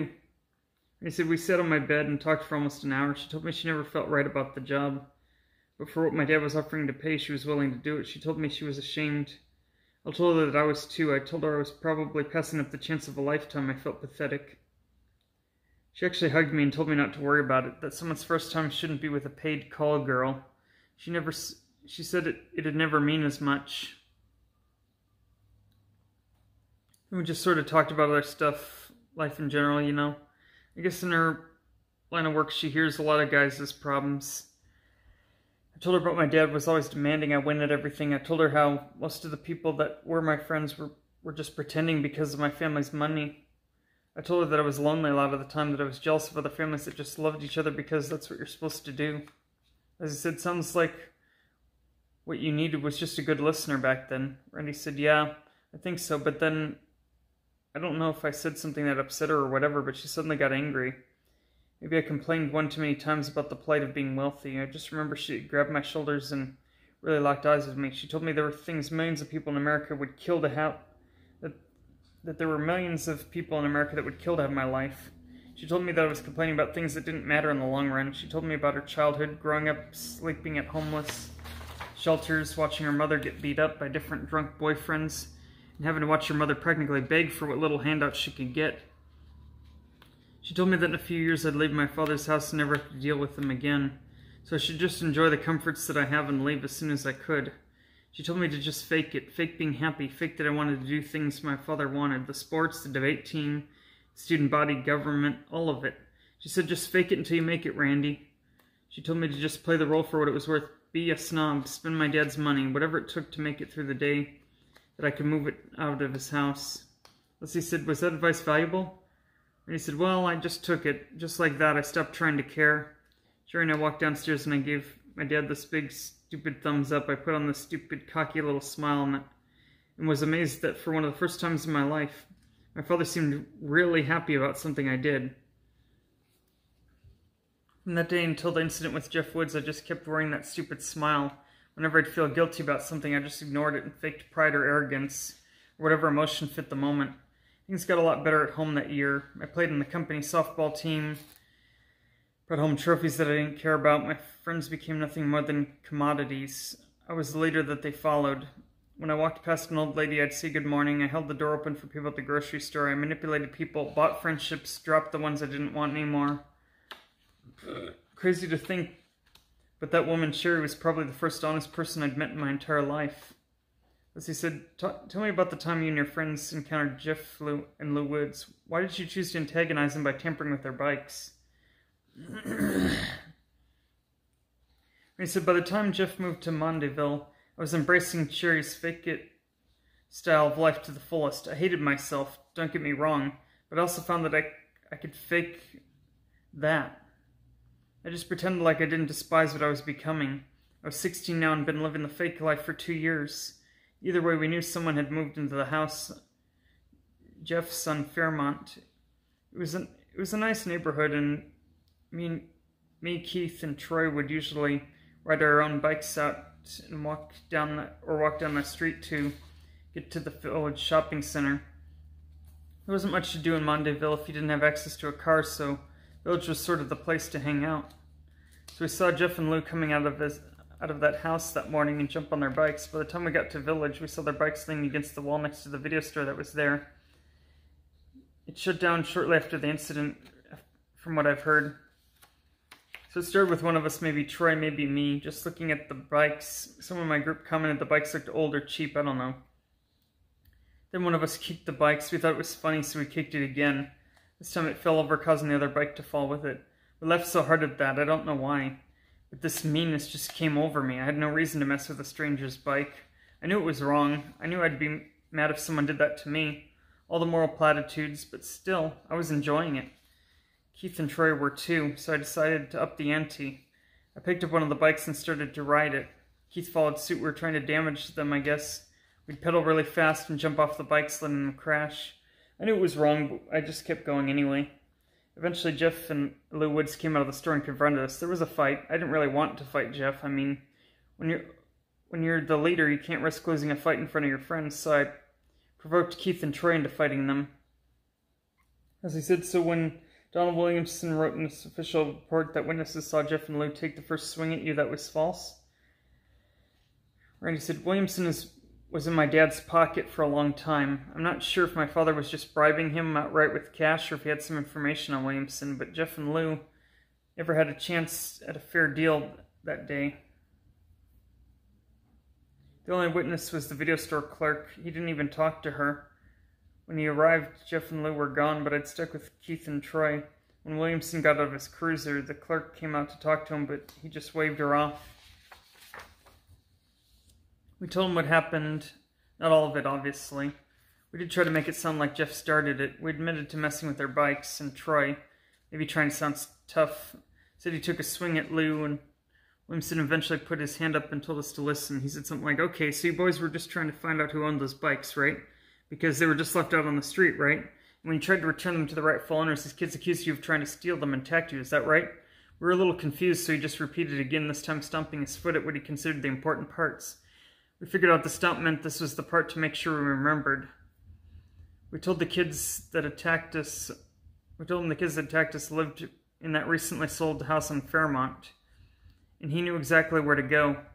I guess he called my dad after we all left and told him it was all taken care of, because when I got home that day, my father already knew the story, or at least the false version Williamson cooked up. Leslie said, were you and your friends upset over this? Is this what led to the incident in your house with the flare gun? And he said, honestly, I didn't care. I mean, Jeff beat up Keith and Troy. He never really touched me on that first encounter, but my dad wanted me to be mad, I think. He told me that I let some new kids from the ghetto make me look weak. He asked me what was the point of taking martial arts and having a gym membership if I was just gonna get run over by some kid from the gutter, so I faked being mad. I faked caring about some stupid macho image. Leslie said, did you set up the attack in your garage? Did you convince your mother that you wanted to make friends with Jeff Woods so he'd come over? And he said, no, that was just dumb luck. His mother was trying to fit in, and I'm sure my dad was her husband's boss. Had created a lot of problems in their home. I think Jeff's mom just wanted to try and smooth things out, so she called my mom, and they talked and eventually set up a day for all of us to get together. So Jeff comes over, we hang out, play video games, make conversation. Turns out we had very similar dads. I let the fake advice go for a little while and actually started to remember what it felt like to hang out with someone and I have to pretend to be someone I'm not. Leslie said, so what went wrong? What changed in such a short period of time? And he said, I actually found out ahead of time that our mothers were planning to go out. My mom told me she was going to show Jeff's mom around town a little. I suppose you could say it was at that moment that Real and Rich started to argue with each other. Leslie asked, who are Real and Rich? Randy Real and Randy Rich. Those were the nicknames I created for when I was faking life and when I was just being myself. Real would have been happy to hang out with Jeff that day, playing video games and whatever. Rich, however, started to think about how my father reacted on the day, the fight in the parking lot, how he told me to handle my business and not be a weak leader. Leslie said, so you're saying that you arranged the attack with a flare gun to appease your father? And he said, yes. I started thinking only in shades of victory, if that made sense. I figure if we put a little fear into Jeff, made him regret the incident at the video store, that I'd be able to report to my dad that I'd taken care of things. I wanted him to be proud of me again, the way he was on the day Sherry came over. Not just proud of me for making good grades or something, but proud of me for being a man. I realize now how stupid all that is, but when you're 16 and trying to decide if you should be real or rich every day, I guess stupid choices are bound to happen. Leslie said, was it at that point you called Keith Jacobson and Troy Lockett and told them the plan? Randy said, yeah, I told them our parents were leaving soon and they should come over if they wanted to get back at Jeff Woods for the fight. They were all for it, of course. Leslie said, so you had him outnumbered? Why would you even introduce a flare gun? Seems as though it was overkill. Randy said, that was the idea. My father always told me that getting even wasn't as good as getting ahead. Well, on the surface, he might give the traditional revenge is wrong type speech, depending on who he was around. My dad always found a way to pull me aside later and correct himself. He was a firm believer in putting things back into balance. And to my father, being 1 point ahead of everyone else was his idea of balance. I figured that the flare gun would be the perfect 1 point lead. I was so stupid, I know. But that was rich Randy for you, full of bad ideas. Leslie said, did you have any intent whatsoever to shoot him with it? Randy said, Jesus, no. The idea of a bunch of suburban kids shooting at someone over a fight? That's a work of fiction if there ever was one. Well, that broke the fourth wall again. No, I just wanted to let Keith and Troy get their hits in, knock them around a little, that's all. Leslie said, that didn't happen though, did it? And he said, no, I've listened to Monica Davenport's Jeff's tapes. If I'd known how much that kid was dangling on the edge, we'd have left him alone. Leslie said, now, one of the big pieces of the controversy in your story was that you reported that Jeff Woods shot himself in the face while playing around with the flare gun. However, the audio recordings released by Davenport told us a different story. All of the corruption that was exposed about your family and their ties to the powers that be in Mondayville also told a different story. What really happened that day? Randy taking a deep breath and staring into the distance for a moment. I shot Jeffrey Woods in the face. It was an accident. I dropped the flare gun and it discharged. Leslie said, so why did you lie? Randy said, Williamson cooked up the entire story. From the moment he arrived on the scene, he pulled me and Keith Troy into our living room. By then, both my mom and Jeff's were back. They were hysterical. The MTs were doing their thing and no one was paying a lot of attention to us. Williamson took us into the other room and handled it just like the fight in the parking lot. How so? Fed us our lines just like in the play. He asked us how much they'd already told the MTs or the parents, which honestly hadn't been much. He asked me what happened. I told him the truth, that I dropped the gun and it shot Jeff. Williamson explained to me that I could be charged with aggravated battery, that it was a felony. I could spend the rest of my youth in a juvenile detention center. He told Keith and Troy they would be tried as accessories and essentially face the same punishment. He said that my father could be held responsible as well, since it was his flare gun and it wasn't properly locked away. But then me and my friends were in tears, all that tough guy garbage, and yet we were crying like babies. I could practically feel my father's shame. Williamson wasn't done there either. He wanted to tell us about how my family could be sued in civil court for this as well. How we could all be on the street before my first criminal court date even showed up. I realized years later exactly what he had done. He'd set a trap to ensure we'd all go along with the alibi that he'd prepared. Leslie said, so Williamson told you to lie, to say that Jeff Woods shot himself with a flare gun? He said, told us. He wrote the whole thing and just showed us where to sign. We had to go to court only once. Just an inquest hearing to determine if the incident was accidental or not. Everything from the judge to the district attorney were likely bribed. We showed up in our little suits at 9 a.m. and were home in time for lunch. No further investigation would be conducted as to the cause of Jeff's injury. Like I told you before, that's not Jeffrey Woods, Simon repeated. As he and Dalton stood over the corpse, they'd arrived at the morgue less than 10 minutes prior and were waiting for the medical examiner to give a report. Fucking makeup contact lens, then? Why? Dalton mumbled to himself. Clearly the individual wanted the murder to be credited to Jeffrey Woods. No shit, Sherlock. I'm just wondering why now? After 4 years to try to do this, the medical examiner entered the room. Well, I might be able to answer some of that for you, Marla. Darrow, Mondayville's forensic expert, informed them. Well, shit, Marla. Don't keep us in the dark, Dalton replied. The young man on the table in front of you is Brian Antonis, 21 years old and just recently released from the Southeast Louisiana Psychiatric Hospital. According to his records, he got out of there just 5 months ago. What was he in there for? Simon asked. Standard onset of schizophrenia from the records I can pull. It's a sad story for many kids. The symptoms of schizophrenia usually start accelerating in their teenage years. It seems as though he was treated for depression and delusional behavior through the hospital's outpatient wing, but eventually those treatments weren't enough. Looks like they officially started patient treatment 3 years ago when his issues at school could no longer be managed by his foster parents. Foster parents? So this kid's an orphan? Dalton asked. His biological parents are unknown. State records indicate he was dropped off at Orleans Parish Sheriff's Office as an infant. The names of the parents weren't recorded, likely were never given. He bounced around from foster home to foster home until his mental illness became too much for his guardians to handle.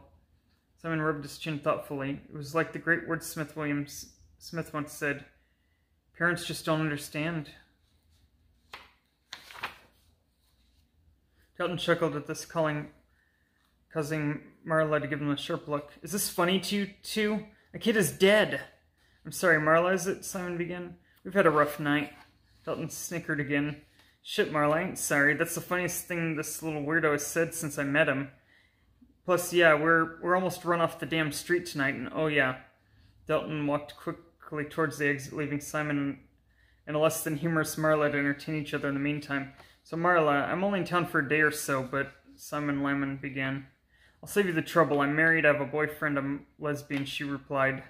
"Wait, that's all pretty contradictory. Which is it?" "Pick one, Agent Lyman, I don't care," she answered, filling the room with an awkward sense that pressed down Simon's shoulders like a boulder to his back. "So, Jeff the Killer, exciting stuff," he stated, trying to regain his composure after the painful rejection. "I can't believe this is coming back after the 2015 disaster. I think most people were hoping they'd seen the last reboot of Jeff Woods and his misadventures. It's almost like people can't learn from their past mistakes. Why would anyone want to rehash all of this now?" "Lou Woods' book may have something to do with it," Marla mused. "It's banned from a lot of places down here. No one in our locally owned bookstores will carry it.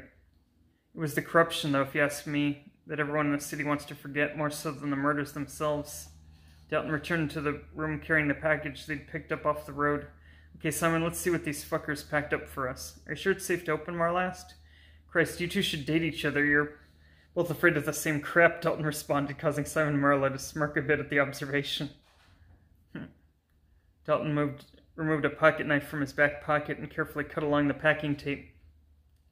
Marla adjusted an overhead examination light to illuminate the metal table where Bradshaw set the package. Simon took 2 steps back. Slowly the tape was removed. "Here," Marla grunted quickly, thrusting latex gloves into Dalton's hands. The package was open and Dalton breathed a sigh of annoyance and relief. "It's just a fucking CD, and wait, there's some pictures too. Let's see here." Containing the small packages were 2 photos and a DVD with no label. Dalton removed the photos and placed them on the table, side by side. The first photo was Lou Woods, a recent one from the looks of it. Perhaps the photo from the sleeve of his now infamous book. The second picture looked a bit familiar to Dalton Bradshaw, though he wasn't quite sure until Simon spoke up. "That's Randy Hayden. It's recent, too. Looks like a screenshot from his appearance on the Leslie Matthews show." Dalton glanced over at the old clock on the wall and sighed. "Almost midnight. We've been at this too long. I'm tempted to pop that CD into the nearest computer and take a look, but we'd better play this one by the book. We'll have our tech people look at it in the morning. Who knows what's on that disc?"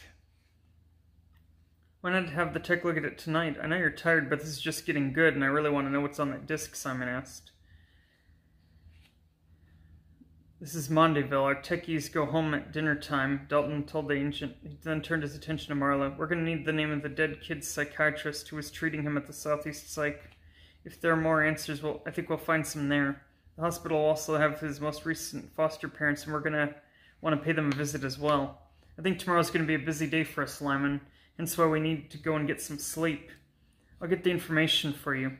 What about the pictures of Lou Woods and Randy Hayden? Any ideas of how that connects?" Marla inquired. "Besides the obvious, I mean, one is Jeff's brother, the other is the kid that shot him in the face with a flare gun," Simon informed her. "Yeah, but," Marla began, gazing down at the pictures before suddenly finding a new point of interest. "Both of you, come look at this. I think there's another clue in here." Dalton Bradshaw and Simon Lyman joined her and peered down into the box. There was something written on the bottom interior of the box that was hardly visible. "Fuck it all, I can't tell what it says. It's too damn faint," Dalton complained. "Wait, I have an idea," Marla stated as she reached up and fiddled with a lamp mounted above her heads. She toggled a switch, engaging the lamp's blacklight function. Suddenly 3 investigators were thrown into a warped world of strange color, standing over a fresh corpse, with the room glowing in odd hues of blue and black. It caused a small shiver to run down Simon's back. However, the mystery in the writing in the bottom of the box suddenly became clear to them all. 114 Shortcut Road. The dead prophet speaks, but when his source of power fades, his words of wisdom will be forever lost. What's it mean? Simon was asking, but Dalton was already on his phone calling for backup to meet them at the address hidden in the box.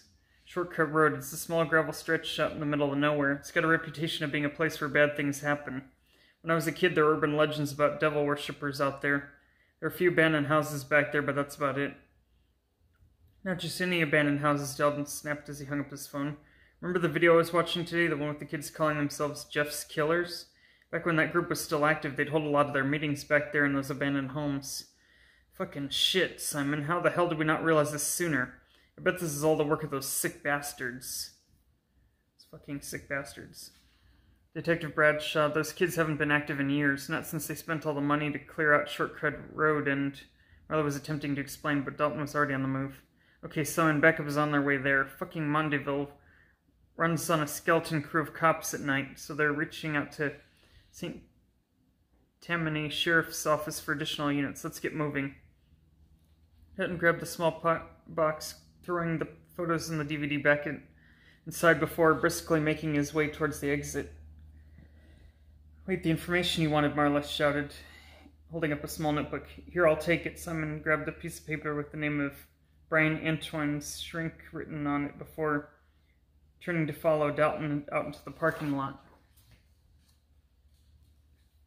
Dalton was already in his car with the engine running when Simon climbed into the passenger seat. He looked at his partner with impatience in his eyes. Took you long enough. What were you doing in there? Trying to score a second date or something? I was, actually. How'd it go?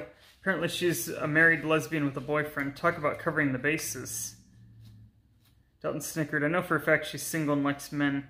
Guess you just fell outside of her scope of interest. Figures. So give me a rundown of this area. Marla said that this is a bad spot. Dalton reached his glove compartment and grabbed another Adderall from the plastic baggie. Simon gave him a strange look but asked no questions. Mind if I smoke? Dalton asked, already lighting a cigarette without waiting for an answer. He took a long drag and began to answer Simon's questions. Shortcut Road used to be what one might consider Mondayville's bad part of town. There used to be a small neighborhood back there, if you could even call it that. Utilities were rough back there. Always going out due to poor maintenance. Now, by the time I transferred out here, they'd actually gone out there and cleaned a lot of it up. I don't think anyone really lives out there anymore. Of course, that idiotic Jeff Woods cult turned some of the abandoned houses there into freaking clubhouses. My first couple of months working out here, I had to go back there just once for a call. What was it? Well, Jeff's Killers were just about gone and forgotten by then. People were growing up and the legend of Jeff's the Killer was losing its appeal to the kids out here. There were still a few that would go out there to smoke dope or whatever from time to time, but they weren't dressing up as Jeff Woods anymore. I think they just kept it going to piss off Drake, Arkansas. Wait, Drake, Arkansas? He's the guy that bought Maxwell Hayden's shares of the company. How was he involved with Jeff's Killers? Oh, something the expert here doesn't know? Well, Drake's first act of business was securing majority ownership of Hayden's firm. Hayden sold him 35% of the company, and Drake just threw his money around until he secured the other 16%. Don't ask me for details because I'm just a dumb fucking cop, but I know that once he earned 51% of the company, he basically owned Mondayville. Someone was looking down at his phone, pulling additional information to add to the conversation. Falstaff Enterprises, that's what it's called now.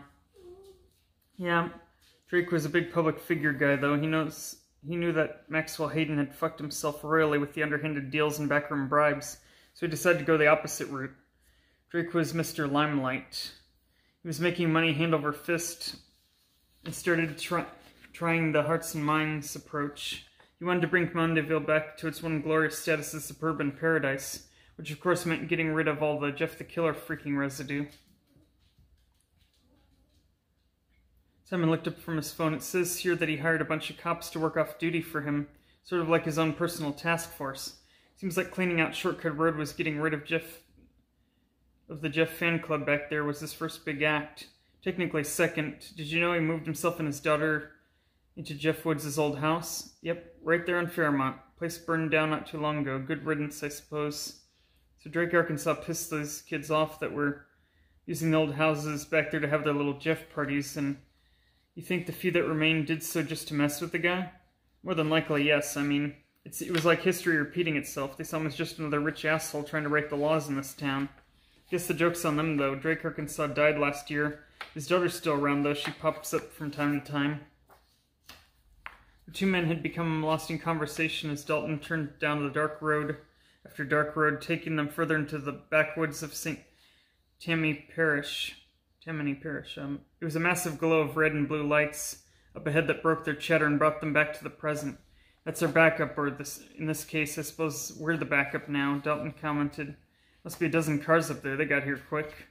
This is a boring town to be a cop in, Simon. If this was New Orleans, that backup would arrive sometime next week.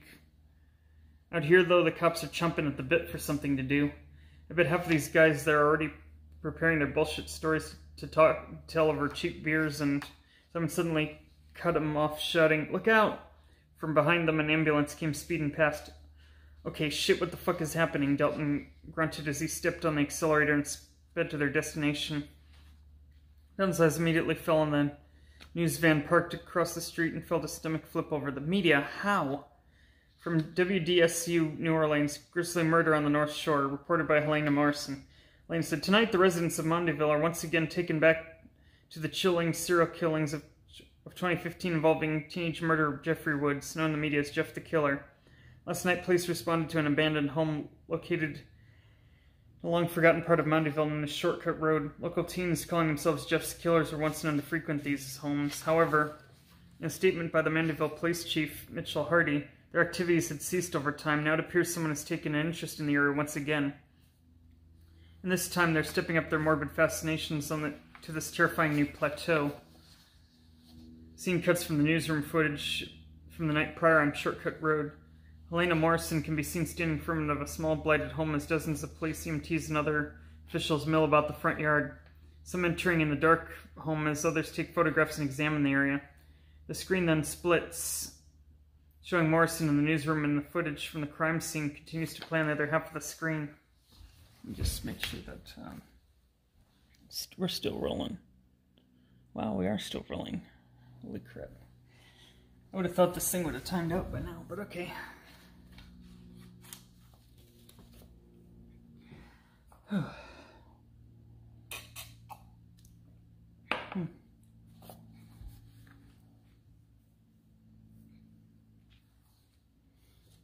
Like I said, WDSU received an anonymous tip around 11:20 last night informing us we wanted to be the first on the scene for what the caller described as his masterpiece, that we should hurry to 114 Shortcut Road. We arrived at the same time as the first police cruisers began to show up and were not allowed to bring out cameras into the house. However, it soon became apparent from the reactions of the officers reporting on the scene that something horrific had taken place in the small town that once prided itself on its practically non-existent crime rate. I'm going to play for you the call that we received last night from the unknown tipster. However, I must warn viewers at home this audio recording is disturbing. The screen shifts to a gray screen with a stock photo of a telephone in one corner and the WDSU logo on the other. The call is played with the audio captioned across the screen. Male voice modified slightly to raise the pitch. My masterpiece awaits those with curious eyes. He had much prophecy to share. Will it be heard before the soul within the voice dies forever? So many lies are told, so many false messiahs speak, and so many fools listen. I have the truth if you will come and bear witness.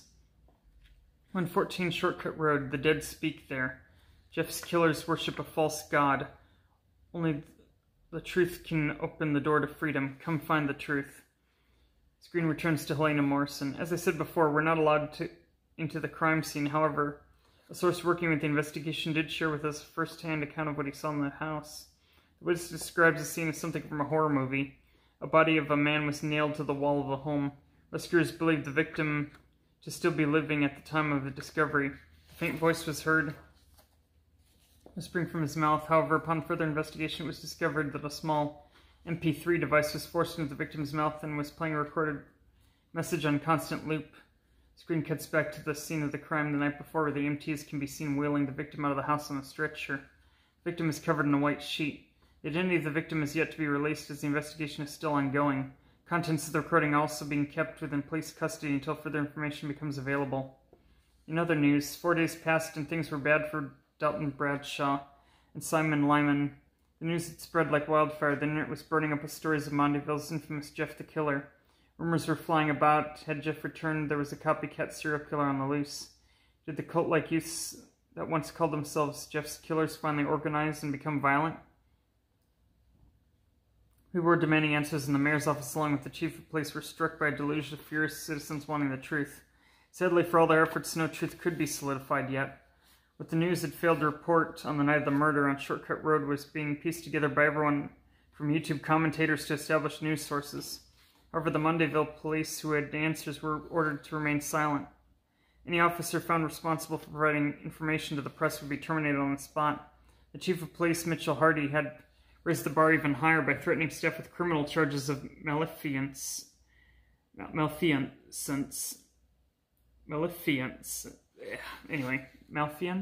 or something like that. God, it sounds demonic however I pronounce it. In the office, should any journalists become privy to that information before the mayor were ready to have a press release. What had been found was something far too terrible to actually broadcast on the nightly news anyway. Upon arrival to 114 Shortcut Road, police discovered the body of Trent Vickers, a resident of Mondayville, a known troublemaker. Vickers was in his mid-20s, played in a heavy metal band, and was a thorn in the side of law enforcement for years. Usually his crimes didn't extend past drunken outbursts of a night after a night at the Green Room, a local club in a neighboring town of Covington that hosted different musical acts. The Green Room was the closest thing that the residents of the North Shore could get to a New Orleans rock bar without having to drive across the lake. More than that, though, Vickers was the self-proclaimed founding member of Jeff's Killers. He'd been generous online with his master plan to create a sovereign community in the abandoned homes on the Shortcut Road. This, of course, meant that he'd been in direct conflict with the Mondayville police. But more so than them, Drake, Arkansas, and his company. When Arkansas began his task of clearing out the old houses on Shortcut Road, he'd been met with an abundance of resistance from Vickers. Lots of confrontations filmed on cell phone cameras that found their way to Vickers' YouTube channel. Lots of blogging calling Arkansas a fascist, comparing him to the early 20th century mobsters, complete with accusations that the entire Mondayville Police Department was in his back pocket. There was a lot of mudslinging in the form of comparing Drake, Arkansas to Maxwell Hayden.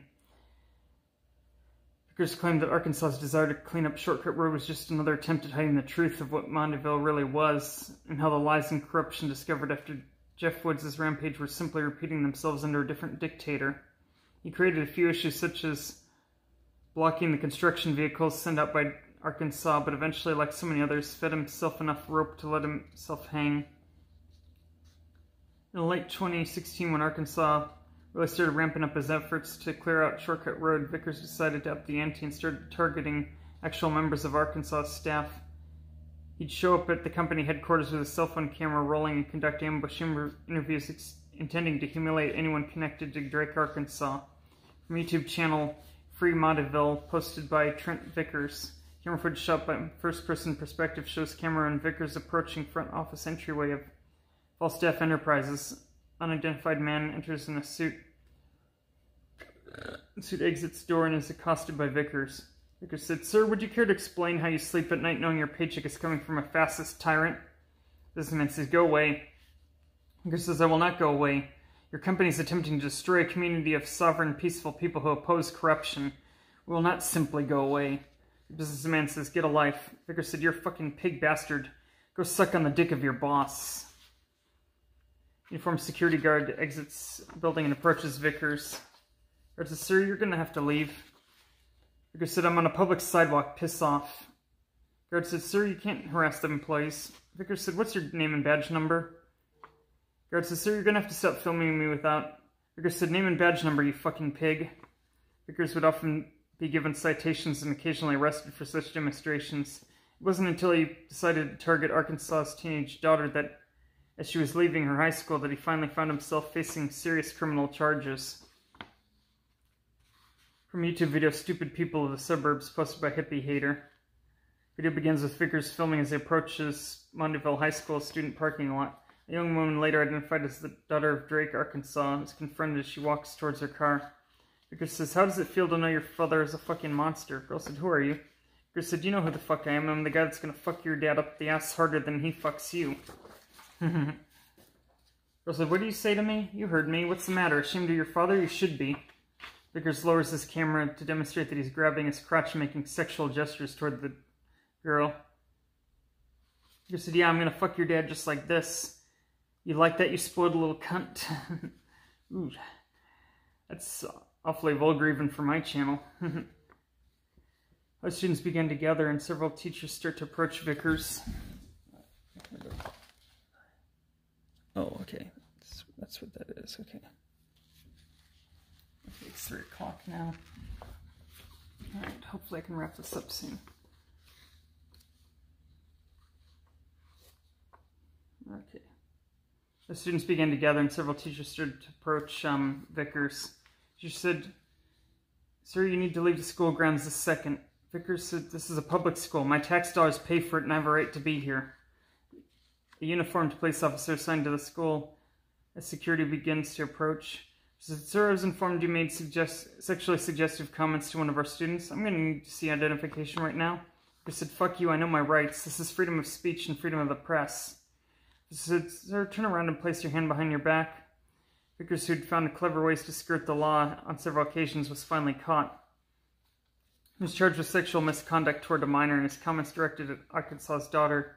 In a plea agreement with the district attorney, Vickers was able to avoid jail time but was given 5 years probation with the condition that he ceased targeting any associates of Drake, Arkansas. He was also banned from going within 200 feet of Mondayville High School. Afterwards, he mostly vanished from the public eye. He played his gigs at the Green Room from time to time and occasionally posted one of his video rants about conspiracies and such, but his mission to bring down Arkansas and his task force seemed to have vanished altogether. Then 4 nights ago, he was found by the police nailed to the wall of one of the last remaining abandoned homes on the shortcut road that he'd once fought so hard to protect. Lodged in his mouth was a small voice recorder playing the same bizarre, ominous message on constant loop. The message wasn't saved, though, and the recorder's batteries had drained completely. The strange message of looming disaster may never have been heard at all. From the recording found on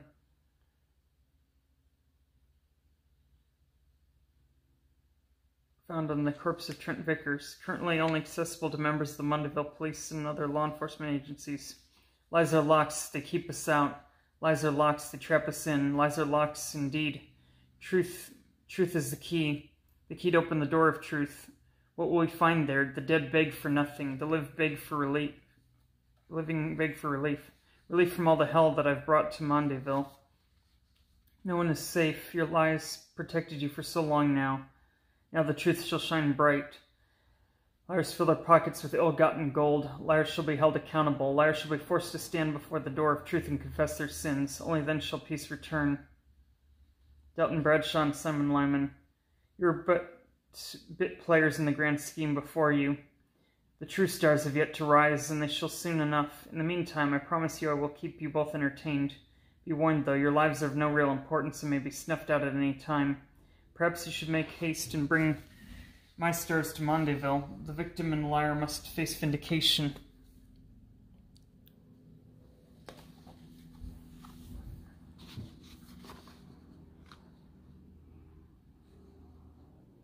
The longer you stall, the more death we shall bring to you. Remember, only the truth can open the door to peace. Lies will bring more death.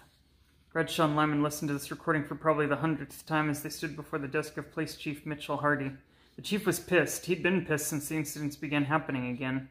Now he's moving beyond piss to a new zone of rage that made Bradshaw cringe a bit. To make matters worse, Lyman had now taken a seat and was apparently scrolling through something on his cell phone as the chief was just getting started. Bradshaw felt his stomach tighten in anticipation for the ass-chewing to come. You two. How? How did this get so fucked up? The chief demanded. Sir, we did everything in our power to contain this, however, Dalton began, but was interrupted as the chief continued his rant. You had some pretty simple orders, Bradshaw. Keep this shit quiet. All you had to do was write up the incident at the Dermont house as a B&E, and with the perp being killed in self-defense. Was that too fucking hard? And you, Lyman, I'm not sure if your superiors in the Baton Rouge told you or not, but Your whole purpose as our expert here was to conclude 100% that this had nothing to do with Jeff Wood's incident from 2015. Jeff the Killer is something that everyone just wants to fucking forget. The 2015 incident was a disaster for everyone involved here, so why the hell is it you managed to not only fail in your first goal, but then manage to somehow start a fucking sequel? No one wants a sequel to 2015. No one! Lyman looked up from his phone for a moment to respond. I don't know about all that, sir. Some people thought that 2015 was handled well. I mean, sure, it wasn't perfection, but let's be honest. It didn't help that half the brass town went out of their way to cover the whole damn thing up. Maybe if you'd all just done your jobs in the first place instead of worrying about protecting one rich old man, we would be sitting here right now. Hardy looked stunned. He was not a man used to being spoken back to, especially in his own office where he made the policy and enforced the laws. It did the situation no favors that the man currently talking him down was half his age, wearing a t-shirt with something called Homestar Runner printed on the front. Oh, I remember that channel and, you know, Strong Bad and all that. Just who the hell do you think you are? Hardy asked, his voice now more stunned than angry. I don't think I'm anything. However, I know I'm a state agent. I know that my boss has the governor on speed dial. And can you say the exact same thing? I know that my boss told me to disregard your request that I come down here just to whitewash the incident. I also know that you as chief of police must be aware that instructing a government agent to falsify a report is a pretty hefty charge. Maybe that's the way you're used to doing things around here, but that's not the way I do business, Chief. I was told to come down here and conduct a real investigation. You have a serious problem on your hands here, Chief. The fact that you haven't held a press conference yet is making you look like shit as well. So maybe I'll just call one today. I have every legal right to seize the recordings found at the crime scene. And if you keep acting like a fucking asshole, I might just do that. Maybe I'll go ahead and deputize Detective Bradshaw here as an official attachment to the state for the duration of the case. That way we don't need to deal with you at all anymore. Do you think perhaps that would be a good idea? Or who knows, maybe I'll call the governor myself today, let him know that you suburban snobs are obstructing justice down here. Again. Yeah, how do you like that? Chief Hardy was speechless. He wasn't sure if Lyman could do half the things he just threatened to do, but the idea of this young punk calling a press conference was enough to scare him into compliance, at least for the time being. He took a deep breath and plastered on a fake smile. Gentlemen, perhaps it was a bit too harsh just now. This has been stressful for us all. I've had the mayor barking at me since this began. Demanding we close this case quickly. I shouldn't have taken this out on you. Agent Lyman, I apologize. No worries, Chief. Now me and Dalton have some police work to do. I think we may have found our next big break. Dalton, who had been shocked into silence by his young partner's sudden outburst, found his voice again. Did the CSI find something from the house? Better. I found something on YouTube. Check it out, Dalton. This is the clue. You're not going to believe who uploaded a video response to this. The YouTube channel Jane of Arc, uploaded by Jane Arkansas.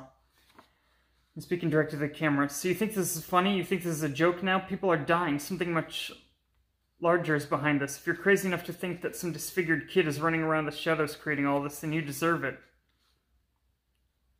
I know things. My father received threats from lots of sources before his death. He was too close to all of it. He tried to erase Mondeville's past with his money. But what lies beneath the surface is something so broken and rotting on the inside that money cannot clean. There are people out there with very close connections to the situation from 2015 that still have agendas and goals. None of those goals are good. I've spent a lot of time looking into this. Trust me, this didn't just start with the attack on the Dermonts. This has been going on for 4 years. Expelling Maxwell Hayden and replacing him with my father did not fix anything. Removing corrupt officials from office and allowing them to run and hide in the shadows did not fix anything. Lives were ruined, lives were lost, and I'm pretty sure minds were lost as well. My father was onto something before he was murdered. He figured out something that runs much deeper than Jeffrey Woods. Maxwell Hayden or any person. If you want the truth, go back to the beginning. I will continue to release information as I put it together. To the law enforcement officers that are investigating this matter, I know one thing right now. There's a massive smoke screen being put in front of you. That smoke screen is Jeff the Killer. Don't let sensationalism around this case distract you. Look deeper. I'll be the prodigal daughter returns. Prodigal daughter. So I mumbled. How did she know about the incident with the Dermont family? I would venture to guess that by now Lane Dermont has spilled the beans to at least a couple of people. That kid didn't strike me as the type who could keep a secret for long. Okay, we're gonna have to go and talk to Jane Arkansas and find out what she knows. If her father really was receiving threats, I want to know what those threats were and who they came from. Dalton started. It would make sense that he might be a target, but he did step in for Maxwell Hayden, and he didn't exactly have a low profile while doing so. Between pissing off the crazies that hung out on Shortcut Road to probably pissing off a ton of Montyville's older and wealthier elite, his list of enemies could be a mile long. Simon's cell phone chimes indicating a message. Oh hey, more good news, I guess. Looks like the tech guys finally cracked the CD we found. Today's turning out to be interesting. So where to first, Jane, Arkansas, or the CD? Simon considered for a moment and said, the CD for sure. We'll have plenty of time to talk with Jane. Whatever's on that CD, though, is directly from those assholes that... And I just gotta know what's going to short off of there. Okay, I was sort of hoping the chief would be gone by the time we'd have to go back to the station, but whatever. Fuck that guy. Let's just get this done. Simon and Dalton returned to the Mandeville police station and prepared to view the contents of the DVD left for them the night they were almost run off the road. Hurry the fuck up, Dalt, a uniformed officer called as the two investigators walked into the control booth of the Mondeville police station. The techie looked as though he discovered the Holy Grail or Fountain of Youth without being asked. The tech immediately went into explanation that neither Dalton nor Simon really understood. It took several days, but I finally cracked the encryptions on the DVD. Seems whoever burned the information on this disk used several variations of encryption software. Most likely the guy that got a hold of an encrypt disk and just tampered with the codes a bit. He knew that we'd be throwing the government-grade decryption at it, so I guess he wanted to make sure we got the point. Exactly what point would that be? Dalton asked sharply. I guess he wanted us to know that he knew what he was doing. He wanted us to crack the code. I mean, why else leave us the disk? No, I think this is more or less a bit of a computer saber rattling. Just a way of making sure we knew he wasn't an amateur. Well then, how about we stop torturing ourselves with delayed gratification and get down to business, Simon said jovially. Isn't the chief going to come out and watch? Dalton asked. He said he'll watch it later. I think he's preparing the press conference everyone wants. I saw him going over paperwork, another uniformed cop replied. The techie pushed play and the video began. From DVD left behind by Jeremy 4x4 during the investigation of the attack on Dermont. Property of Mondeville Police Evidence 2461022. Gravelly male voice, possibly electronically enhanced missing tone. Why does one choose to lie? If you're hearing this and believes somewhere that this is meant to be a profound question, you can stop. People choose to lie because they're human. They're weak and pathetic. They hide, they cheat, they destroy. All this is done so they can reside in the shadows for a short while longer before eventually being forced to face the truth. One of the most central players has recently come forward, cast into the light, yet still hiding behind a mask of lies. Did he do it for money? Did he do it for forgiveness? That is the one mystery I intend to solve. The DVD begins to display video footage. Video continues to speak as the footage plays. Or voice continues to speak as the footage plays. What appears to be the video shot in a camcorder or low-quality video recording device appears. Footage shows two police cars parked outside the former home of Jeffrey Woods. Two youths, clearly Jeff and Lou Woods from 2015, are then seen walking up to the door to their home. The timestamp on the video confirms this was filmed on the day Jeff and Lou fought Randy and his friends in the video store. To the officers who are attempting to make sense of this, know that the events were set into motion many years ago. Nothing here is random, nothing here is chaotic. Everything from the profound to the mundane has been analyzed and predicted. Video of Sheila and Jeffrey Woods arriving at the home of Bridget Hayden appears. Truth is, it's actually far more delicate than lies. Lies are man-made, after all products of intelligent craft. A lie can be built upon, improved upon, strengthened, much like a simple fort that grows into a castle, which eventually becomes a village and finally a city. The truth, however, is fragile, as it can only exist as it is. It cannot be improved or fortified. It cannot be developed into a superior product by group collaboration. The truth is only the truth. Nothing can be added or taken away. Video of the ambulance parked outside Hayden's home appears on screen. A stretcher is thrown, taking Jeffrey Woods from the garage to the ambulance. The truth existed that day for only a brief period. Randy, Keith, Troy, and Jeff knew all the truth. But the delicate fact existed that until the moment Officer Williamson arrived at that point, it was polluted to a lie. Video appears Randy Hayden in a court inquest hearing. The judge is smiling contentedly as he writes notes. Randy steps down from the stand and joins his father. Who can be trusted now? Now that the blood is spilled upon the floor, who can we turn to? A still image of Lew Wood signing copies of the book at New York City bookstore is shown. And even when the truth is told, some move quickly to pollute that truth. The video shows outside the fireworks booth where the interview between Benny Rosenberg and Jeffrey Woods took place. The footage shot at night shows Jeff the Woods exit the fireworks stand and quickly look around before walking briskly in the dark woods behind the booth. There's much more truth to be found if you've made it this far. Let us continue our journey. Observe. The video continues to show the fireworks booth, and from the corner of the screen, a figure can be seen approaching the entrance to the tiny building. The truth has become so twisted by now. I can safely assure you that you know nothing. You may learn more as you go, should you survive. Be warned, though, I'm not a friend. I'm not some wise mentor here to lead you to enlightenment. I'm a bearer of truth, but never forget that honesty and peace do not always travel together. I shall guide you, but not with the gentle hand of a shepherd, but rather the firm hand of a taskmaster. This will not be a pleasant journey. You can escape this now. You cannot escape this now. You cannot opt out. Should you still question the severity of the infection caused by the lies and corruption within Mondayville, allow me to demonstrate how critical the situation has become. The screen flashes to solid red. Kill one now. Dalton Bradshaw raised an eyebrow, his mind swirling with questions. He glanced toward Simon to voice his quandaries, and suddenly felt the color drain from his face. He drew a breath to call out a warning. He felt his muscles tense and prepared to lunge forward. Everything happened far too quickly for any reaction to lend aid. One of the uniformed officers, a guy who's named Dalton wasn't even sure, drew his pistol from its holster. The officer aimed the gun directly behind Simon's head. Simon, whose attention had been locked completely onto the video playing on the screen before them, never even realized what was happening directly behind him.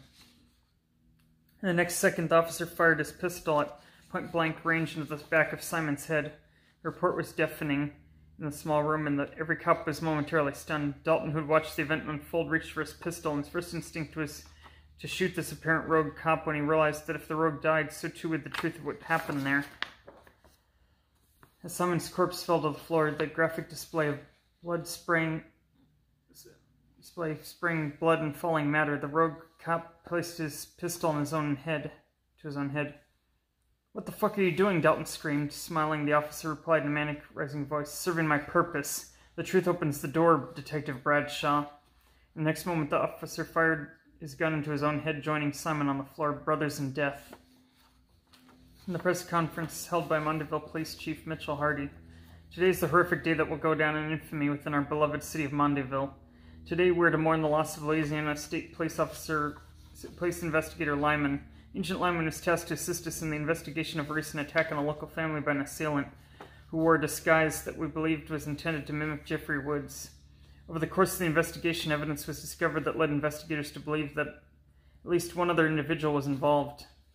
Police were led to an abandoned home on Shortcut Road in unincorporated St. Tammany Parish, technically outside of the Mondayville city limits, where the body of a young man who has a long history of mental illness was found.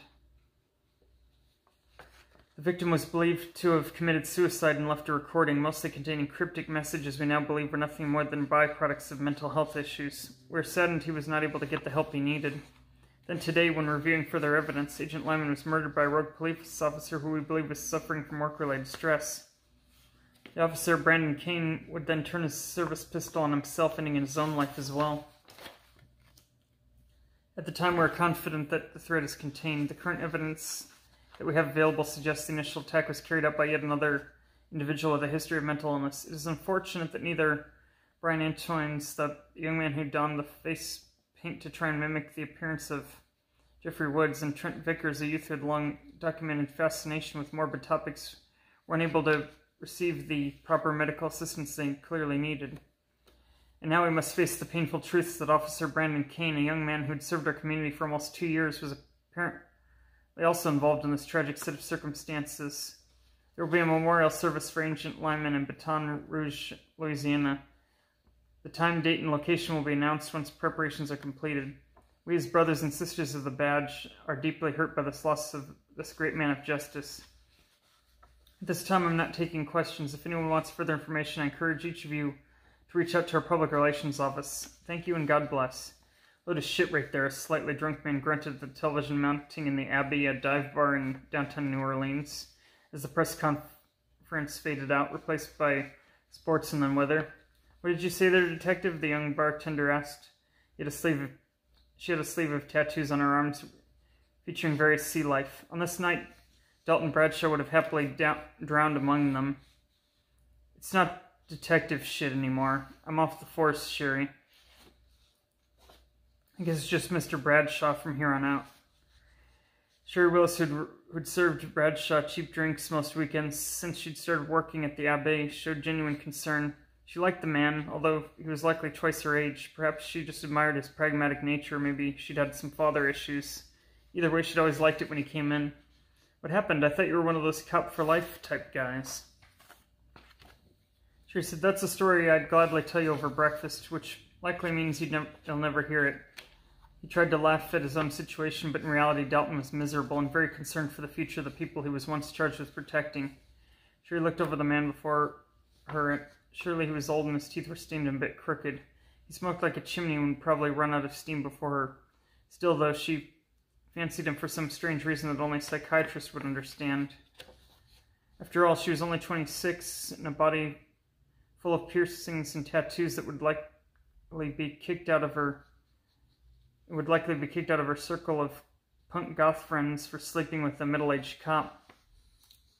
She could tell that he was hurting badly and likely wasn't even serious about his offer of breakfast storytelling, but she decided to throw him a bone just the same. Or perhaps allow him to throw her one.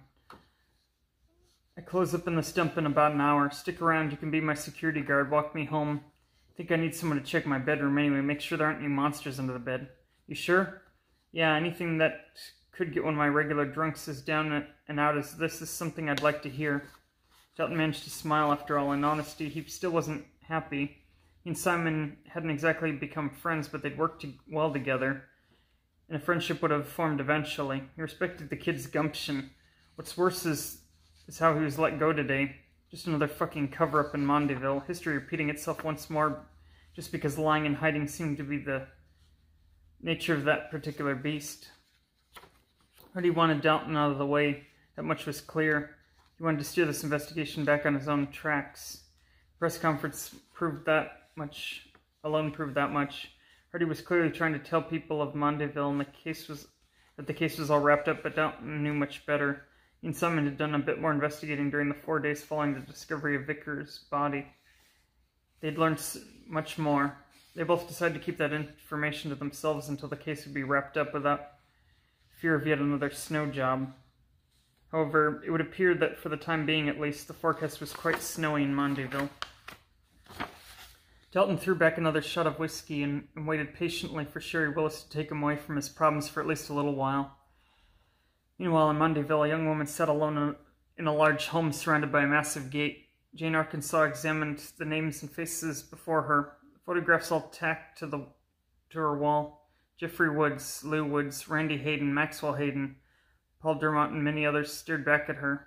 She knew there was much more to the story. She knew that the chief's press conference was a lie to hide a lie. She knew she had work to do.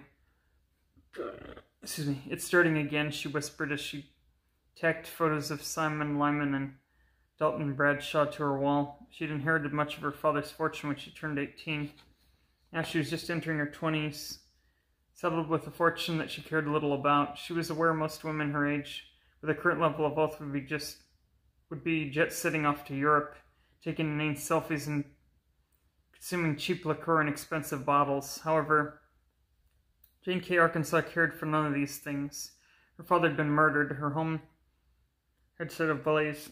She'd escaped with her life, but in the process she'd inherited a dire mission, one which she'd happily spend all of her newly acquired money to be rid of. But she knew better. She knew that this was not something she would allow herself to abandon. It compelled her forward, even though she was fully capable of hopping into the nearest jet and never looking back. Jane reached up and touched the photos of Lou Woods and Randy Hayden. As she did, she whispered to herself, "There's a lot to do now, much to get in order. You boys are coming home very soon after all." Credit to Kay Banning Kellum.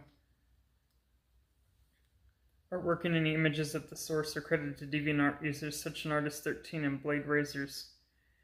Check out Kelliam's collection of 12 short scary stories, Gris and Juju, a New Orleans horror lagoon night, now available on Amazon.com.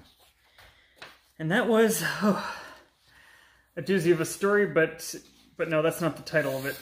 Jeff the Killer, Scars of Corruption. Final thoughts? Whew, wow, I just felt like I read an entire novel of mine that I wrote in a different form, in a different life, perhaps. The reason being is,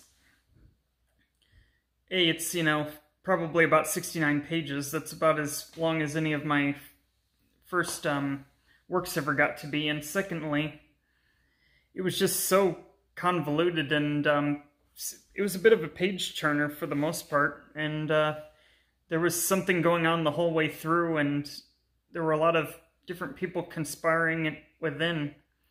And I'm thinking to myself, am I reading a horror, story, or am I reading a mystery novel here now? That being said, in this day and age, stories of cover-ups and police corruption is nothing new, so it seemed a timely enough read for Monster Mondays. Sometimes the monster isn't necessarily the person that goes out and kills people, gets put in jail, put on death row, all that. Sometimes the real monster is our tendency to want to protect our own selves. And that's what I think the moral of the story is. It is our nature to hide behind lies, and only the truth will set us free. And this is but a cautionary tale of what happens when the web of lies becomes too thick. With that, this has been Monster Mondays.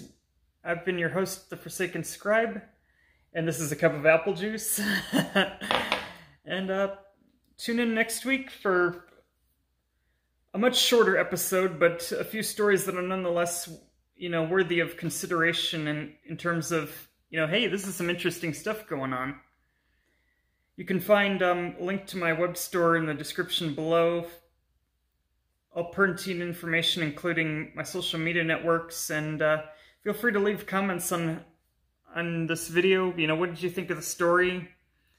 And with that, this has been The Forsaken Scribe out, and remember, Mom's not here, kids.